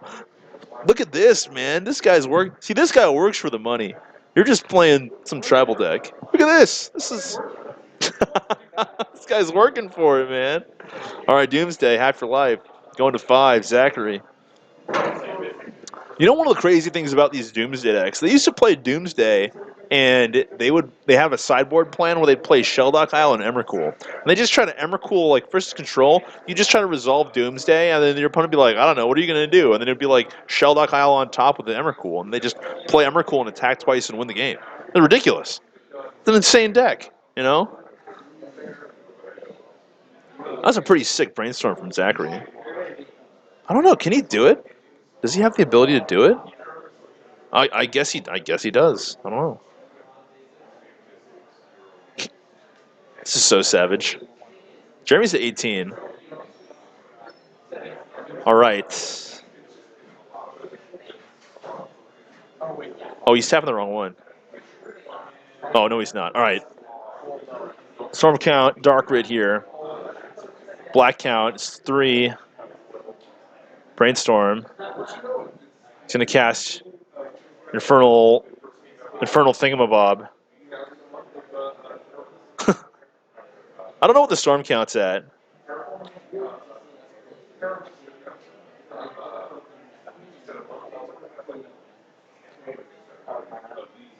I think that what happened here was that exactly 9? 1, 2, 3, 4, 5, 6, 7, 8, 9, 10. All right, Jeremy's dead.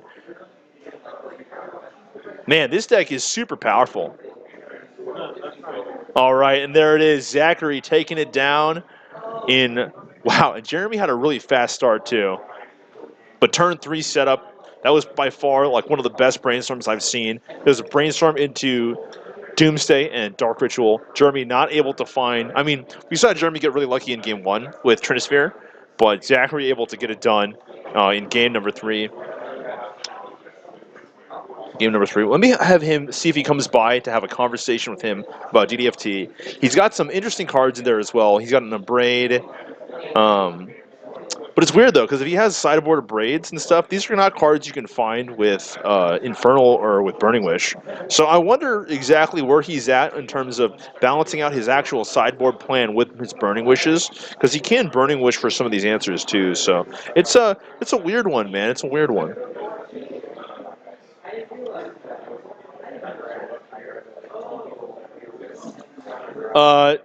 Tommy, I think that all the cards in his graveyard were in exile. But yeah, I agree with you kind of about that. Yeah, they understand, and certainly they understood it. Zachary certainly went a little faster than I think he should have. But you know, they understood what was going on. I will say that it's interesting to utilize Infernal Contract as a way to draw. I wonder if Infernal Contract is his only engine piece to draw 3. So, like, in order for him to set up his combo, he needs to have 6 mana floating. He can cast a Wish and then have 6 floating, and then he can go and get Doomsday and then a draw trigger, and then his draw trigger finds his Infernal Contract, and then his contract draws the rest of his deck.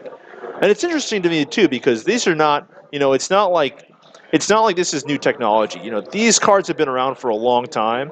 Both Doomsday and Infernal Contract. So in my brain, I'm trying to piece together like what's the new iteration or what's the new tech? Why is he doing well? Or maybe it's just a specific avenue in the meta that allows him to be a little bit more successful than normal. But I don't know. It's cool to see a decks like this win, though. And Zachary is known for playing some weird stuff. I've seen him play, I think it was like Pieces of the Puzzle, or what's that card where you draw, it's like 5 mana, and you untap 3 lands, and you draw 2 and discard 1. I've seen him play that card, or variants of that card. So, it's, he plays a lot of these stranger cards, but sometimes he gets them to work. So, pour over the pages, yeah. It's very cool. Very cool. I wonder if Zachary is still laying out his deck. Jeremy Edwards, of course, reeling from and I will say that I think his deck is actually well suited. I think it's a good matchup, I want to say. He's got 12 active cards in this matchup in game 1, as well as in game 2 he's got maybe up to 20, where he's got Chalice of the Void, X4. I don't know. I'm unclear with how many chalices he's running, and then a certain amount of Grafdigger's Cages as well. So it's hard to say really how many active cards he drew.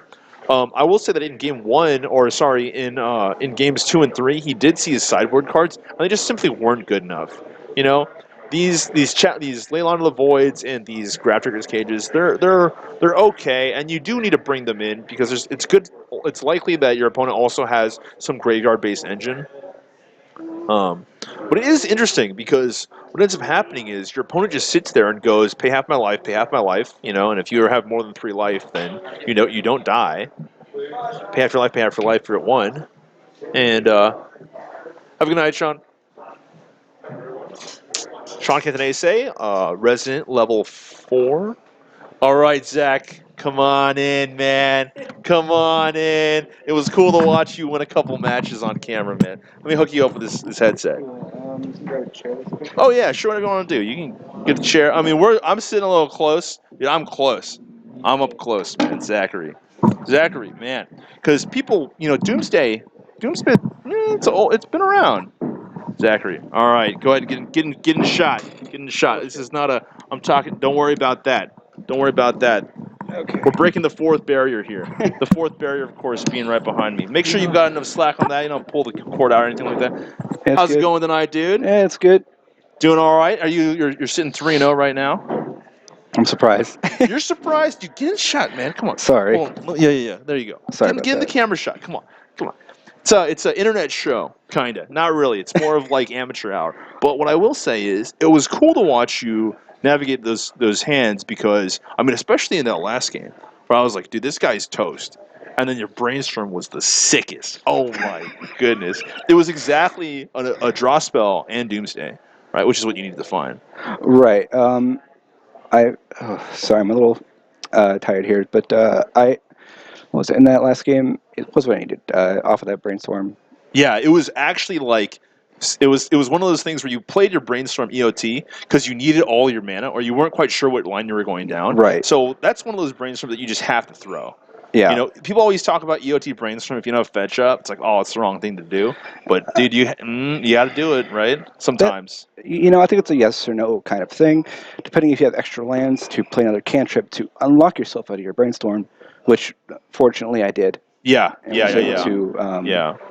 One of the things I was trying to figure out some of the mechanical tendencies behind the deck because I'm a weird guy, right? But when I was watching, right, the primary counts that you want to do is if you play a tutor, you want to have 6. Correct. Right, because you want to have you play a tutor, you want to have 6. If you play a tutor, and you need to have 6 in a draw and a stored draw trigger. Right. Mostly when you're comboing off, you want 7 mana or 8 mana. 8 mana for your Burning Wish line to find your Doomsday, or mostly your Doomsday, which is very important. Yeah. Otherwise, you need to find your Infernal Contract to crack your pile. If you have another way to get you to Yeah, your pile. contract was like extremely instrumental. Like multiple times, it was like, shoot, man, contract. It's so good. Yeah, it's really powerful. And I think especially when there's a lot of decks that are moving away from playing red, they can't punish you for having a low life total towards the end of the game. Right, which is really important. I for some reason I thought I was playing this burn. It turned out to be Eldrazi, and I was like, oh no, okay. Oh, you looked at his deck box, right? You're a peeker. No, I got him mistaken with another player that was sitting right beside me. Oh, So I thought I he was see, playing I see, burn. I I was like, see. well, I'm gonna lose this round, and it was on Eldrazi. It's like, okay. Yeah, I mean, game one, it was like you dot or you dressed him, and then you drew into another hand destruction spell, and then he redrew the Trinisphere. And Yeah, like, you know, the one thing that's really cool about Doomsday though is you have the ability to have sideboard cards that deal with Trinisphere. So normally, if you're playing like Ant or Tess, or sorry, if you're playing Tendrils, sorry, Yeah, Ants. Ant or Tess. Yeah. Ant is, or sorry, Tess is okay because right. Tess is Burning Wish. Ant is just stone dead. They're just toast. Right. The thing I like about Doomsday compared to the other Storm lists is you're more resilient to graveyard hate. Their graveyard hate does not matter. I noticed that twice. You know, he had some sideboard cards. He had redundant sideboard cards. Yeah, and it doesn't matter. And so you're able to just combo through. And I think what's nice about it is in the Ant decks, they have two ways to combo their graveyard and also their life total with ad nauseum. You're kind of like, you can still combo with your life total, but it just looks a little differently. It looks like instead of playing ad nauseum and potentially killing yourself if you're Ant can kill themselves, right? Right. If you're playing Doomsday, you just, pay half your life, and as long as you're at 4 life or more, you're not going to die. Right. The fact that Doomsday, their current is to have 6 black, which is sometimes a problem when you're going off. Yeah. But for the fact that Doomsday itself tutors you 5 cards to win the game Exactly. on the spot. Yeah, exactly those 5 cards. Yeah. And that's just the most important thing. Pretty sick. So one of the questions I'm going to ask you. So when I saw your sideboard, you did have some copies of Instant Speed Hate. Like I saw you with the Braids and Echoing Truths and stuff. Those cards you can't tutor with your Burning Wish. So are there other Burning Wish cards that you can get in your sideboard? Yes. In my sideboard right now, I'm playing, as far as a tutorable bounce spell, I'm playing Cosign to Oblivion. I thought I was ready for, what's that Void card? The 1 blue bounce permanent? Void Snare. Void Snare. I was expecting that. I was ready for that. And then, of course, you pour over the pages. You're a crazy guy. You're a crazy guy. Right. So I believe it. The thing with Cosign to Oblivion, because it's a split card out of like Omniket block, the first side of it is an instant, but the second half of it is a sorcery. So you can tutor for it with Burning Wish. And it's 2 that's mana. Really sick. So it gets around Chalice of the Void, which is instrumental to get around Chalice. Deck construction. There you go. Right. There you go. So Cosign to Oblivion. I got it. And just a Braids and overall, the card's insane. Yeah, it's so good, and it's really nice. I mean, the fact that it costs 2, and then it also kills hate bears like Aethersworn Canonist, things like that. Right. So. It's fantastic to see, Storm decks doing well. It's even more fantastic when it's something as cool as Doomsday, man.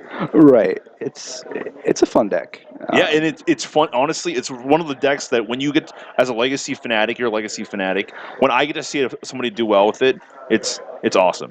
It's awesome. Yeah, thank you for having me on here. Yeah, well, I mean, honestly, thank you so much for being able to get on camera and executing your plan. Obviously, the chat was going crazy, like, what's happening, So I do appreciate it, and good luck in your final round. Or maybe you're going to chop it up and just get out of here early. I mean, I don't know. I'm surprised. That's all I can say. I'm surprised. Well, you're doing good, man. Hey, thanks so much, and good luck in your final round. All right, that was... He doesn't get to split. His opponent is going to start. Oh, yeah, he's going to play against... Yeah, I understand. Well, good luck, man. Take him down. Punish him. Punish the no splits. Punish the no splits. There was one time that, so he's going to play against Tom Lynch, and there was one time that Tom Lynch no-sirred me in the finals of a 1K, and then I beat him. Anyways. And then last year he decided to go and win the entire invitational. We don't talk about that. That's not something we talk about. Don't talk about that around here. Oh, he loves to talk about it. He only gets to talk about it for a little bit longer, and then we're just going to dethrone him. Yeah. He'll get it back. I hope not. You got to qualify for that tournament too, man. You have to qualify. You should. Yeah, you should. Yeah, it's just like I work on the weekend, so it's hard for me. I totally get it. Yeah, you play kind of infrequently, but when you do play, you do pretty good, man. Yeah. Game one, when I was comboing against Stoneblade. Yeah. Playing around. Everything, right? Like, Yeah. yeah. Flushes. He was playing around Flushes from the entire time. Yeah. This guy just asked me if you I didn't shoot it on Doomsday that first running You boarded in your. Card graded at 5.5 actually lower than happened in English deck, and I boarded in my Doomsday. Oh my goodness. Okay. It's complicated. It's a complicated deck, man. Like, hats off for you. Like, if I were ever play a deck that wished for other cards, I'd probably just lose the game because I'd sit down and shuffle up and be like, "Oh, I'm playing 61." Oh, it's stupid, man. But anyways, man, congratulations. No, congratulations, man. It's awesome to see a deck like that do so well. And I hope you get Tom Lynch. I hope you take him down because that guy, you can take him down a peg. Be good. All right. See you later, man. Good luck. All right, that was the end of round number 3. We got round number 4 coming to you in 1 second. We're gonna get. Let's get.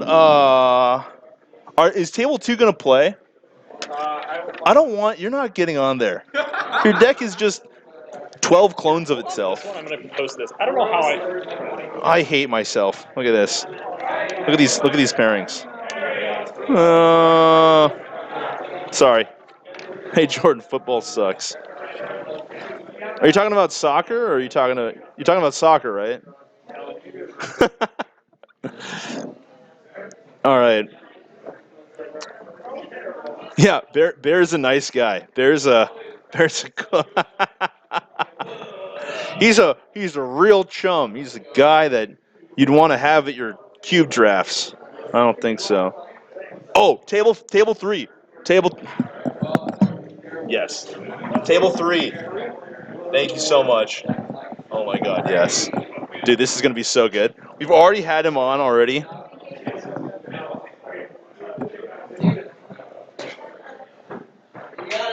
Yes, I'm so excited. This is going to be good. Table 3 will play. Table 2 is not. Table 3's playing, right? Yes, they are. All right. We got Hriljac versus Greg Mitchell, which is awesome. And I want to be honest. This is going to be kind of a longer one, but I'm committed because I'm a crazy man.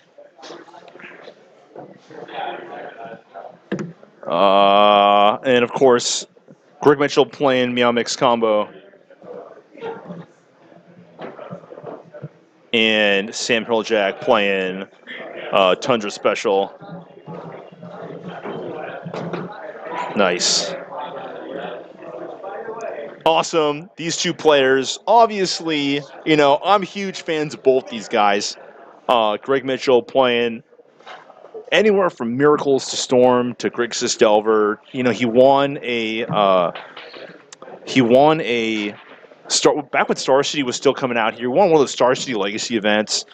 He beat David Bauman, another local Legacy legend. Big time Death and Taxes player. Ended up moved to California, David Bauman. But Greg Mitchell played, 2 local guys played in the finals of that tournament. That was awesome.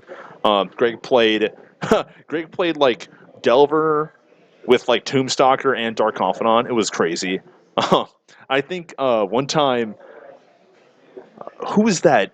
Brad Nelson played like one of his versus videos, and he played Greg's Delver deck, and he flipped over his Tombstalker to the Dark Confidant. He's like, "What the heck is going on?" I thought it was super funny.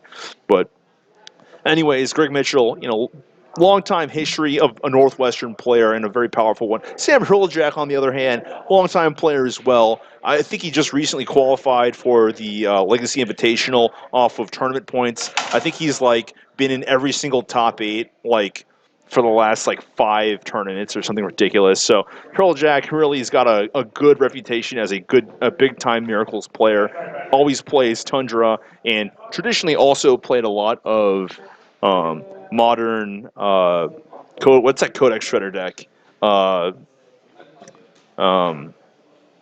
Lantern Control. So he knows a lot about playing these kind of board state defensive style decks. All right, we got Meow Mix combo starting it off. Yeah, Meow Mix. Jordan's just tired talking to himself. He's impressively not. All right. Yeah, I'm a weird guy. I just like hearing my own voice. Talking to yourself? I'm doing. Do you want him to join? Surprise by. What's up? I got surprised by. Oh, yeah, sure. Is it, Yeah, absolutely. We've got what do we got for? Patrick's gonna go ahead and join me in the booth. What's going on, Patrick? Whoa. Oh man, it's Meow Mix? Yeah, Yes. Meow All Mix right. combo versus Tundra Special. Is that just like a Miracles list? Yeah, it's just Okay. I just called it Tundra Special because he's got Tundra playmat. But everyone knows. I mean, it's one of those things where you know what's happening, you know what's coming. Mm-hmm. You know, and Still running the counterbalance too. yeah, I mean, I've been on the other side of that a lot, even without since Top's been banned, and it's still surprising how often you get got with just oh, he has a brainstorm, cool. yeah, or it's just a random one gets flipped. Yeah, it's annoying and it happens. Yeah. So I think it's still got legs. It's definitely. I don't think any lists are running at 4 of anymore, right? Mm-hmm. Just ones or sometimes 2. Yeah, I think it's kind of a split between counterbalances and Search for Azcantha. It's kind of a mix in between those two. But Hriljac, I think he usually likes to run a little bit heavier on the earlier enchantments. Yeah. I think Greg's going to try to use this opportunity to jam something important here, either a Healy or a Stoneforge Mystic. We'll have to see. Yeah.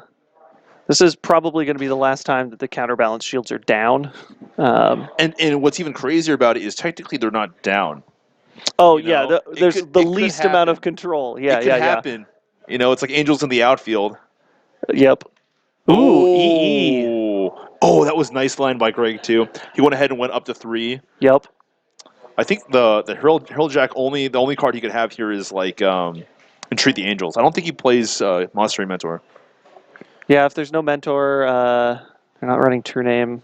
Yeah. Yeah.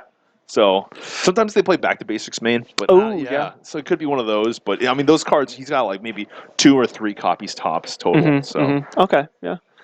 Yeah. So going for the 3 is the better option. Yeah, and especially because there's no way that he could activate his explosives on the turn he played it anyways. So it's just a real nice line from Craig, and he's gonna go ahead and clear the way. And here comes Ponder. All right, and these 3 lands. Triple lands. All right, Yeah, that's gonna be a shuffle. That's gonna be a shuffle real quick. I think Greg would love to find Spell Pierce or something like that. The one thing that's really tough about this combo style deck is he's playing he's both playing Stoneforge and he's playing the Saheeli combo. So really, if you think about after you play Forces, Ponders, and Brainstorms, you don't have a lot of space for anything else. You know? Yeah. Yeah. So you can't really run Spell Pierces and counter spells and stuff. His numbers have to be, he has to tune his deck right. He's got Force Will and a cat in hand. That's a Mind Sculptor in Yeah, hand. sorry, Jason Mind. That's right. Yeah, Jason Mind Sculptor and a cat in hand. So yeah, that's something. and Saheeli in hand, not the cat. That's Saheeli on the far right. I'm pretty sure there's a cat on the left. I'm pretty sure he's got it. Yeah, he might have. Could be. I think that's very likely. The problem is, I'm pretty sure Sam's sitting on at least 1 Force. Yeah, something like that. Sam's always got the Force. I mean, you're talking about a guy who's got a Force of Will in hand. Yeah. Okay, it looks like it's counterbalance too. Electric Boogaloo. I was about to say that. I appreciate you for saying that. All right. Oh, and another explosives drawn off the top for Greg. Hriljac, does he have it? Oh no! Let's see the 4. Let's see the 4. Oh, that was close. That was close. Yeah. I probably would have thrown my chair if I was Greg. Yeah. It's really bad when it's reveal Jace to counterbalance, draw, play Jace. Yeah. Which he must be casting something, because otherwise I'd be happy leaving the Force of Will up top. Yeah, I think he's going to go ahead and counterspell this if he has it. Well, actually, no. Against Jace, he wouldn't want to leave it up top, because you've got the issue of then, great, you can just... Hydroblast. No, counterspell. Oh, that's counterspell. Oh, that's the weird art. Yeah. All right, top deck from Sam draws a land. Oh wow, Snapcaster Mage in hand. So I think if I'm Sam, I'm just gonna jam, right? Yeah. There it is. Yeah, I guess also like revealing something bad. Like if you reveal something with counterbalance when your Jace gets countered. And he finds another Force Will, too, so that's a Oh, huge man. draw. Sam's going to be able to protect his board position now with the Jace the Mind Sculptor in play. Top deck from Greg, and whenever you're facing this spot down, it never feels that good.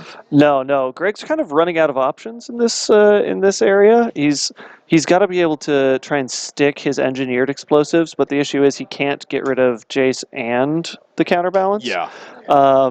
And if he leaves Jace up, he's going to just die getting buried underneath card advantage. Yeah. But yeah, there we go. The counterbalance is what's going to stop him from comboing. I think the right play for him is just to sort of try and go all in on getting his win condition out. Yeah, it's certainly a tough spot. I mean, especially if you're letting your opponent untap.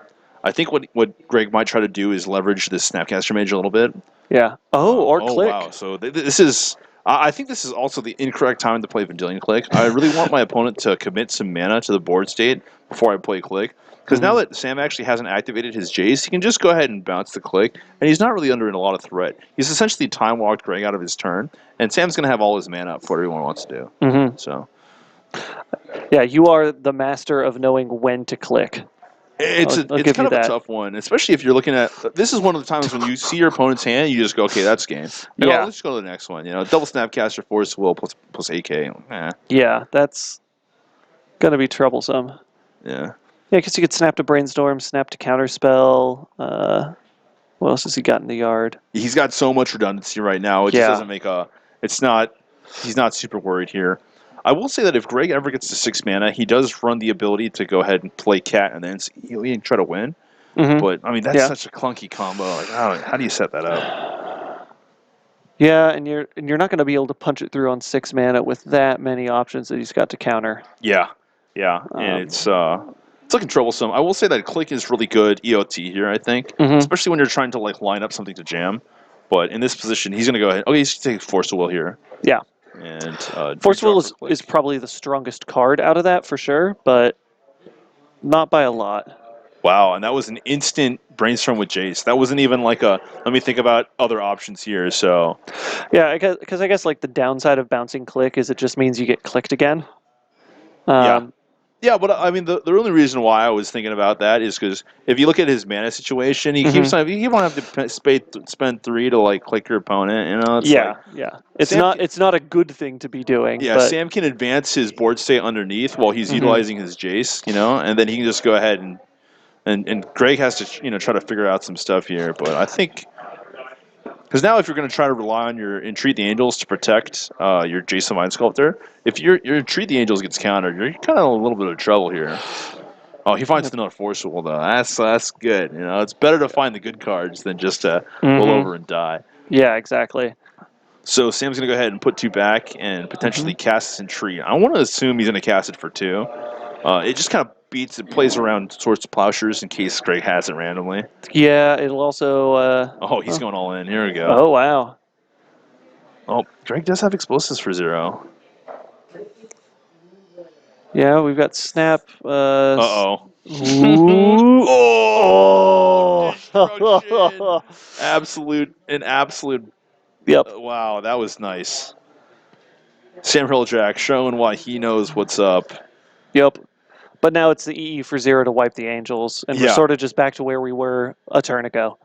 Just with Sam having a bit more card advantage, he's able to, I think, basically 2 for 1 here. Yeah, and Greg's also like tapped out. And really the important thing is. The Force. Okay, that's right. Sure, yeah. Sure. And that's game 1. I'm good. Yeah, and that was just Sam doing a good job of navigating those turns, and of course he knew what was up. He knew he had enough counter magic in back. He could stop a counter spell or a Snapcaster counter. So nice lines by Sam, gotta say. So you've seen Greg's cat combo deck on stream earlier tonight, right? What sort of things have you seen from his sideboard? I see a back to basics sort of just shuffling in there. Yeah, I saw him play against Nick Rigazzo, and actually I saw him do this really savage play where he played back. So Nick slammed Greg was a little bit more patient, and Nick slammed what's it called? He has Sword of Fire and Ice in his board, but Nick slammed Vrask Queen. Oh, And yes. Vrask Queen and it minus to kill something, but Nick was also searching out non-basics. Mm-hmm. So then Greg played this really crazy. He had this line where he played back to basics, and he essentially just tempoed Nick out of one turn of mana. Mm-hmm. So Nick ended up untapping and then plussing Vrask Queen, and then minusing her to kill off the back to basics, right? So it took a little too long for him to unlock his mana, and then Greg was able to go land, Cat's Healy kill you. Yeah. So Okay. it was one of those lines where Greg was utilizing some of his cards not in a permanent state, but he was just trying to bridge between turn 4 to turn 6. Yeah. Yeah, we got to update that. Yeah. Thank you so much. Yeah, no problem. And like that's one of the really cool things about utilizing those cards is when you think about your game plan is really just kind of insulated inside of what you have available to you. Mhm. You saw that Sam in that position he was utilizing his Entreat the Angels as a blocker, but also as a win condition, right? Mhm. And when he brainstormed with Jace, or when he brainstormed as well as trying to play his Entreat the Angels, he was able to stack his counterbalance in the specific order that allows him to beat certain cards. If he was worried about a Forcible from Greg, he could put his Forcible on top of his deck, right? But with his Forcible in hand, he could actually put a 2 on top of his deck and then allow him to go ahead and spend all of his mana, right? He could beat a Swords to Plowshares, he could beat a Pyro or a Swords to Plowshares or something like that, and then he was just able to position his deck so he would beat a 2, Snapcaster Counterspell, and he would be able to beat Forcible with his own Forcible. So pretty interesting, very intricate magic. Yeah, it requires that's probably the most skill testing play we saw right there. It was Yeah, just there's a lot of forethought. knowing what to put up top versus what your opponent has. Like there's good reasons why you'd want other stuff there, but 2 was the right choice. I Yeah. would not have picked that most likely. Yeah, maybe a 1 or something like that. Especially if you're brainstorming there and you only make let's say you have a counterspell in hand and you only make 1 angel, maybe you put a 1 on top so you can beat a Source of Plowshares or something like that. But it was just a nice line, and Sam was able to kind of think ahead of time. The one thing I will say about the Saheeli Cat combo deck is it's some of the pieces are a little bit more they don't necessarily gel together very well. So you're playing kind of a Stoneblade deck, but the top end is you're trying to win with infinite damage. Yeah. So it's kind of tough because you want to be able to kind of get to that mid-range point at 4 mana and just kind of mid-range your way to victory, but you can't really do that because you're also trying to win with infinite damage at 6 mana. Or 7 because Cat's 4. Or it's because Cat blinks the land. Okay, there you go. That's why it's 6. Okay, yeah. Someone in chat was saying it was 7. I was like, oh, it was a ways back. Yeah. So because every time I've seen him do it, he's always done it that way. So I also have the knowledge of seeing his deck play before. So he's kind of it's not like you're going to sit down and be like, oh, I'm a legacy. I play a lot of legacy, and those cards cost when you combine them, they cost 7 mana. So. Yeah. Oh man. But all right, we're going to go ahead and see game number 2. I want to assume that both players are bringing Pyroblast. Oh yeah, Pyroblast is an easy choice to bring in here. You've got enough. It's probably the best counterspell that you could run. Yeah, the one thing I want to hesitate towards is if I'm really I want to be careful. Your opponent's actually. Your opponent is masquerading as this combo deck that deals infinite damage, but really they're a Stoneforge deck. Yeah, and that's with Jason Mind Sculptor. Yeah, so. you're just it's a mid-range Stoneforge deck that can just suddenly win. It's a lot like Food Chain in that way. It is like Food Chain. Yeah, that's a very good analogy right there.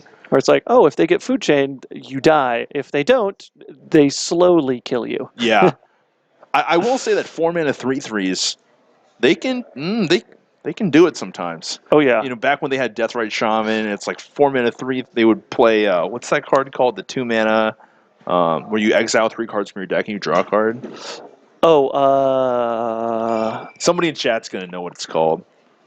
I know this too. Something mix something face with something. And I can see the art in my head too. Manipulate fate from your deck. Thank you, Real Peaches. Manipulate fate. Manipulate fate. There you go. Yeah, you gotta count manipulate fate, or it's a weird one. And then on exile 3 missed hologriffins. 2. 2 missed hologriffins and get 1 in hand. It's 2 missed hologriffins and then it's 2 missed hologriffins and one of them is that Eldrazi card. Oh. Come on. Eternal Scourge. Yeah. Yeah. I buy cards, I don't know what the card means. I don't know what that card does. Eternal Scourge. I mean, I know what it does. I just don't know what it's called. All right, we're going to go ahead and Alright. see turn 1 for Greg. Yep. Island go. Ooh, surgical. A very good thing to see in the opening That's hand, I think. interesting. Let's stop the Snapcasters. That's kind of important. Yeah, especially when your deck plays like 1/4s for 4, Mhm. and Snapcaster kind of becomes a little bit embarrassing. if Hurley passes here. Oh, oh no! Oh! Greg. Oh There my we go. goodness. Uh-oh. Oh! Wow! Oh no! Oh! Oh! Wow! He read his mind. He reached over the table and read his mind. Oh my god! Holy smokes!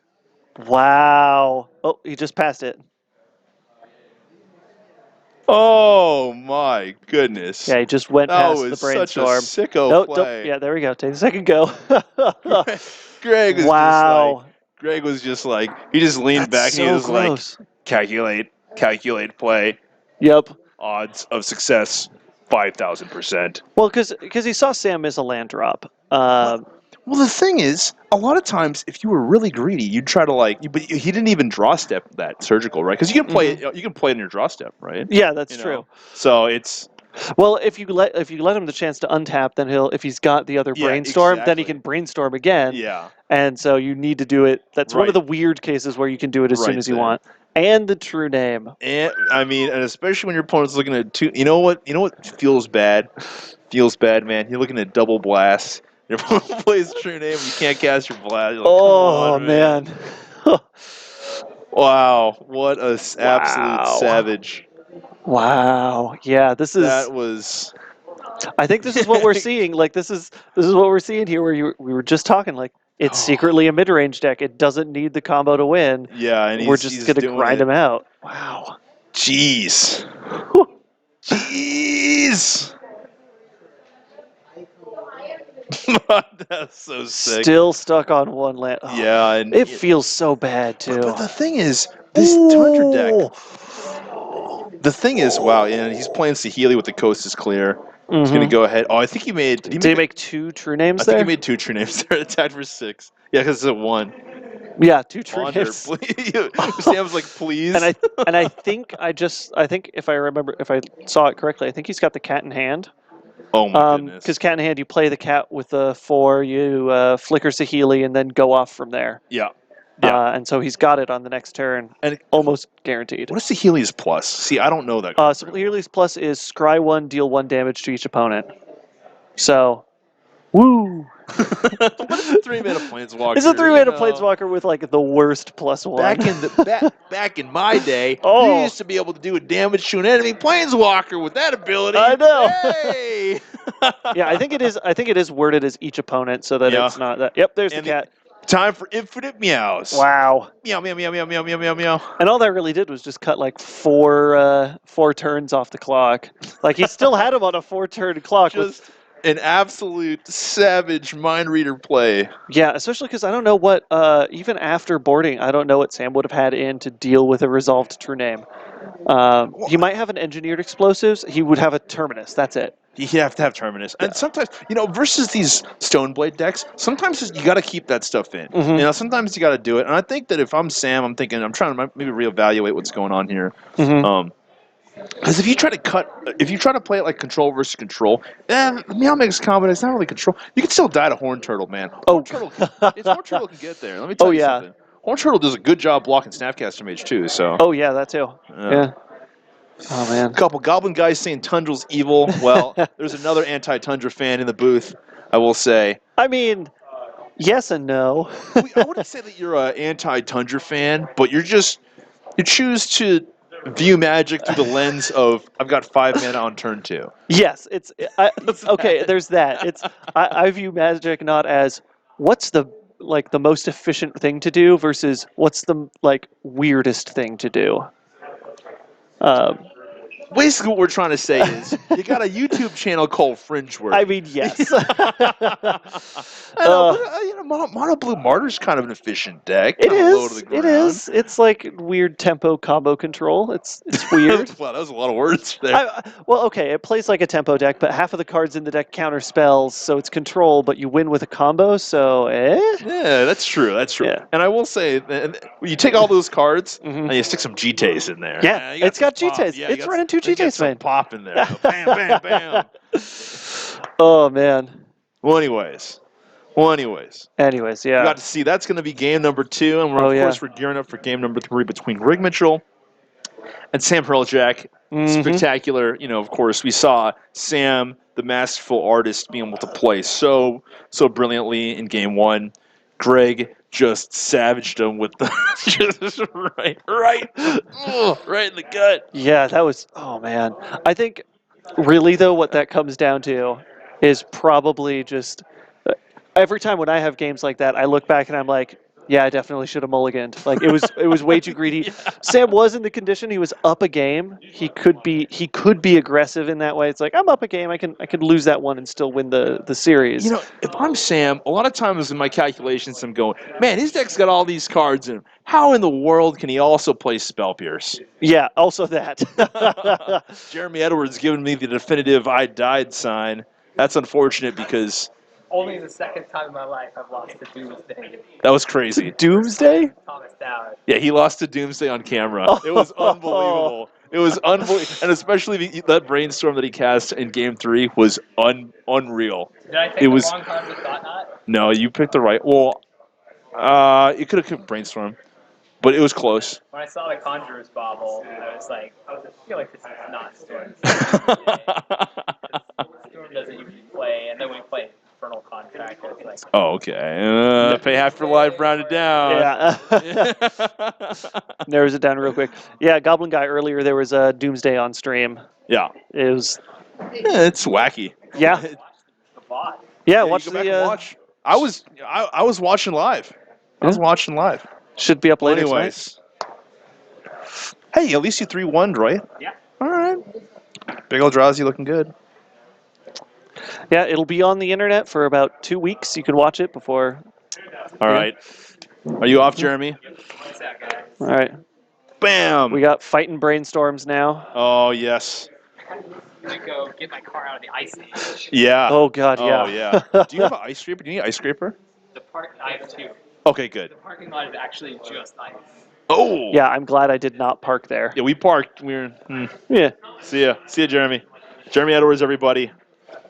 People always say that guy doesn't use the internet. He actually sends messages through a fax machine. Oh yeah, no, I've gotten stuff from him from carrier pigeons. Yeah, I don't know how they found me, but yeah, he's sent stuff with carrier pigeons. I didn't know you could still get carrier pigeons. Yeah. Well, I think he owns and trains a flock. Obviously. Oh no. 4-0'd with slivers. Sometimes the bad guys win. Sometimes the bad guys win. Yeah. Well, looks like Slivers won. Yeah. Slivers. Not pictured on stream tonight, sadly. It was Slivers 4-0ing. Hey, you know what's cool about that Pyroblast? Oh yeah, the Pyroblast off the Brainstorm to Pyroblast the opponent Brainstorm. Well, that's a 5th edition simplified Chinese Pyroblast right there. Mhm. It's got a 5th edition. It's got a for simplified Chinese. It has a set symbol. It has a 5th edition set symbol, which doesn't exist only on those cards. Really Weird. cool. It's really cool. Huh. Yeah. It's the V. Yeah, see, people are talking about Yeah, the it's the V. I bet you Hammy Bone wasn't thinking about making a comment in chat, but I know what that is, and he does too. Good. So, Hammy Bone, thank you so much for sharing with the chat. And yeah, the V. Give him the V. Anyways, true name. I will say I got paired up against Slivers and just got completely dunked within 5 turns. If you It's just so fast. if you hit your Pernicious Steed, then you're gonna beat him. What are they gonna do? Yeah, Pernicious Deed's how you beat it because everything caps out at 2.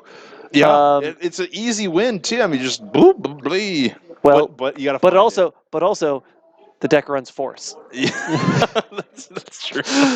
That's true. Yeah. Anyways, Sliver, man. so Anyway, so right now we've got Greg Mitchell. He's got a true name in play and Snapcaster doing Snapcasters. I will say that Hriljac's got some. Hriljac has some great sets of basics. You see those? Those are the arena ones. I've also seen him with like the 90. What's it called? Like some specific arena, another arena type. Oh wow! I did not expect that card. Ooh. He does not usually play that card. So. I'm betting it would.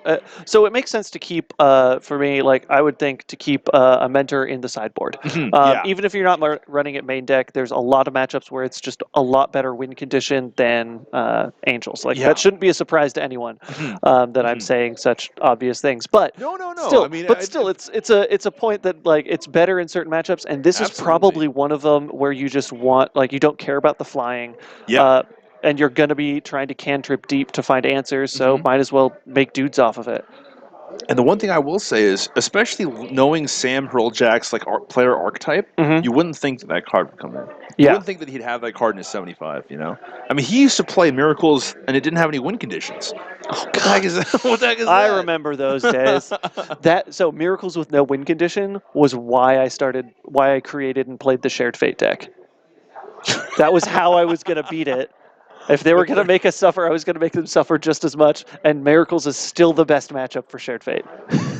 Excellent. Shared Fate's just a sweet deck. It is. It's so dumb, but it's so sweet. Some people might even call it your deck. It is. It is your deck.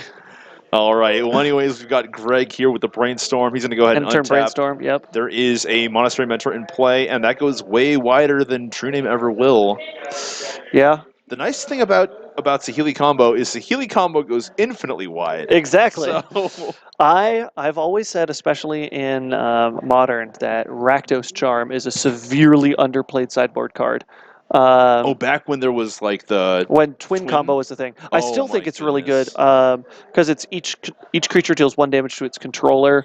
You can nuke graveyards with it, and then it has a useless third mode.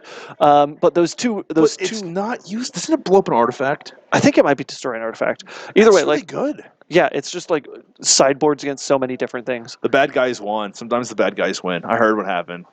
I needed to rip a Doomsday. No. Yeah. I needed to rip a Brainstorm because I didn't have I was at 2 life. I needed to set up a cantrip pile to kill him. It happens. Doomsday Brainstorm, cast a bunch of cantrips.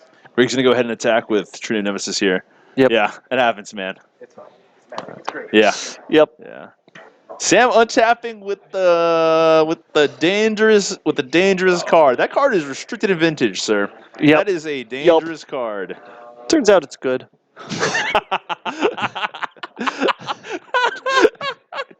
Oh, that was funny. Turns out it's good. Snap fight. Yes. Uh-oh.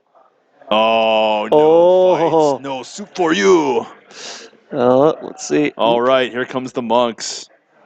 He's got to have better tokens. He needs Josh Monk's token. Yeah, he needs a picture of Josh Monks. That would be a really good token. That would be great. Like, him with like that really weird smile, like All right. So Blast gets deployed. Snapcaster. Oh, he's gonna play Ponder here. Oh, Forceful. That's a good one. That's a great one. A Force. Is that a Council Strap? No, it's a Terminus. That's good backup. Yeah. Terminus backup. That's like the one way he's got. That's probably the only answer that he has for the true name. So here we go. Attack for 6. I mean, yeah. He's in a position where he can win the race at this point. I mean, yeah. Mentor is just such a huge card here. And Craig, I think he's going to have to try to win with infinite damage or something. Well, one of the weaknesses of Cat Combo is that it's sorcery speed. Yes. So if Greg assembles the pieces and Sam's got the Terminus up top, just draw the Terminus, put the cat to the bottom. You lose your board, he loses his board. But Sam's in a position he can recover a lot easier. Agreed. Yeah, I mean, especially if Sam has like a brainstorm, you can like brainstorm into answering the cats. But as of right now, we'll have to see. I mean, Greg's got a lot of cards in hand. He's got a lot of options here. I think is that a Containment Priest? Greg, come on. Ooh. I know why he's playing it because it's a creature with flash. Yeah. Maybe. Yeah. I would not I would not board in Containment Priest. Yeah, I mean, I know that people do it only because they want flash creatures. But honestly, I feel like your deck is already pretty good. I don't know. I do think it might have been something because I think, if I saw it correctly, Greg went with the strategy of sideboarding by just jamming your entire 15-card sideboard in and then pulling 15 cards I out. saw that too. Yeah, so if he missed the Containment Priest, maybe that's why. Well, But, I mean, but a flat. I understand why. Like a flash bear is okay, but like honestly, like when you're flash, see, here's the thing: is that a flash bear is okay, but it's really embarrassing when your opponent plays cards like Monstering Mentor. Yeah. You know, Yeah. I don't know. You can have a lot of other things. Yeah, I think. A lot of your cards versus control are actually pretty good, or versus combo are also good versus control too. So you know, like Pyroblast, Flusterstorm, that sort of stuff. I don't know. Yeah. But anyways, we're seeing Ponder Stoneforge here. and Jace and a land. Stoneforge, Stoneforge with True Name. Yeah, some people call that a combo. I guess, I just call that a creature and a equipment. Well, okay, so here's what he could do. If he gets, doesn't look like he's going to try and go for it. But one of the options, if you wanted to punch it. Oh, no. So that's Cat, actually. Oh, okay, so there's Cat. No, because he put the land up top. Got it. So put the land up top, because otherwise the other option was he gets the Stoneforge, Stoneforges for GT, equip GT on the true name, swing in, get 2 counters, kill the Monastery Mentor. That's an option, but then obviously all that Sam has to do is cast a spell. Yeah, to and then prowess and it's not going to die. Yeah. I think Greg has. Wow, see a Spell Pierce force Saheeli. That's actually tragic. Yeah. Because he has to. Sam's gonna force here. Or counterspell. He's gonna counterspell Spell Pierce, force a will from Sam, and he's gonna force Greg to force. If the top card of Greg's deck is blue, then that's good. The top card was, I think he ordered it with the Stoneforge above the Jace. But it looks like, is the cat resolving? Yeah, I think so. Oh, Greg was thinking about attacking because he could have attacked and then untapped, but I think that's risky. Yeah. Well, the cat's resolved. All he needs is Saheeli. He can lock this game up. When I see Cat and Saheeli, the deck gives me feelies. I don't know. That was good. I'm trying. You're doing good. Honestly, I think really just needs to. I mean, if Sam finds a cantrip, he can win this game. Also, I mean, the fact that whatever that Meow Mix card is a 1/4. It's kind of relevant here. You know, Yeah. You block a lot of things. Untapping. Yep. But now Sam has access to Force Will spell. Yeah. Life totals. Greg's at 11 and Sam is at 13. The iPad. He can bait it. I like this play. Yeah. He's baiting. He's a baiting. Oh yeah. Man, this is so good. This is the classic. This is the classic right here. I like this. And if it really bites, it's gonna be meow meow meow meow meow meow meow meow meow time. Yeah. This is. He doesn't. Because I don't think Sam's got 2 different options. And honestly, Greg's probably fine. Either getting some sort of GT would be pretty good. GT would be great here. But the thing is, if he gets a GT, right, then Sam can counter, and then Greg doesn't have enough mana to play Saheeli. Although now he might even be inclined to force a will, assuming certain things. Could be. So, I don't know. Or maybe he just waits. But this is so sick. Hardcast found. Hardcast force. And that's it. Boom, boom, boom. Kitty. Saheeli. Oh, it's so sick. Woo! Oh my God. Greg Mitchell. Wow. Greg Mitchell. Got there. That was my gosh. Brilliant. A brilliant bait. That was fantastic. Bait. That was that was so that was so good. And he had the flusters. Mm-hmm. So if he puts a blue card on top and he just tries to jam in Saheeli, then you just lose the Fluster Storms and the Force Will. Mm-hmm. That was so sick. That was wow. So as much as there was hate in chat for Tundra v Tundra, this is probably the most interesting Tundra v Tundra match that there could be. I completely agree. So, I completely agree. That. Well, anyways, everybody at home and around the country. That was 4 rounds of Legacy action. Jordan Aisaka, Patrick Daly. Thank you so much for joining us. And let me think about, are there any announcements? You know, if you can think of any Legacy or Magic-related announcements for our viewership at home.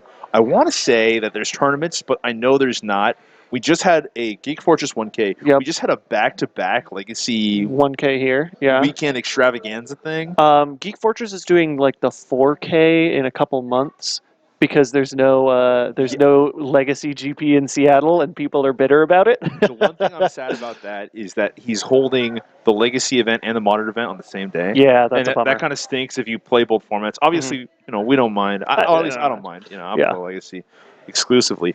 But Yeah. what I will say is, everybody around the country, thank you so much for tuning in, being a part of our Legacy community. Ooh, And there's a Pauper thing coming up this weekend, right? Here on Card you know Kingdom what? stream? I was looking at this standings thing, and this looks like Legacy. Okay. I thought there was some Pauper thing that I was seeing. Yeah. Yeah, these are all Legacy. Yeah, that's all decks. Legacy stuff. Yeah. I'm Yeah, crazy. yeah.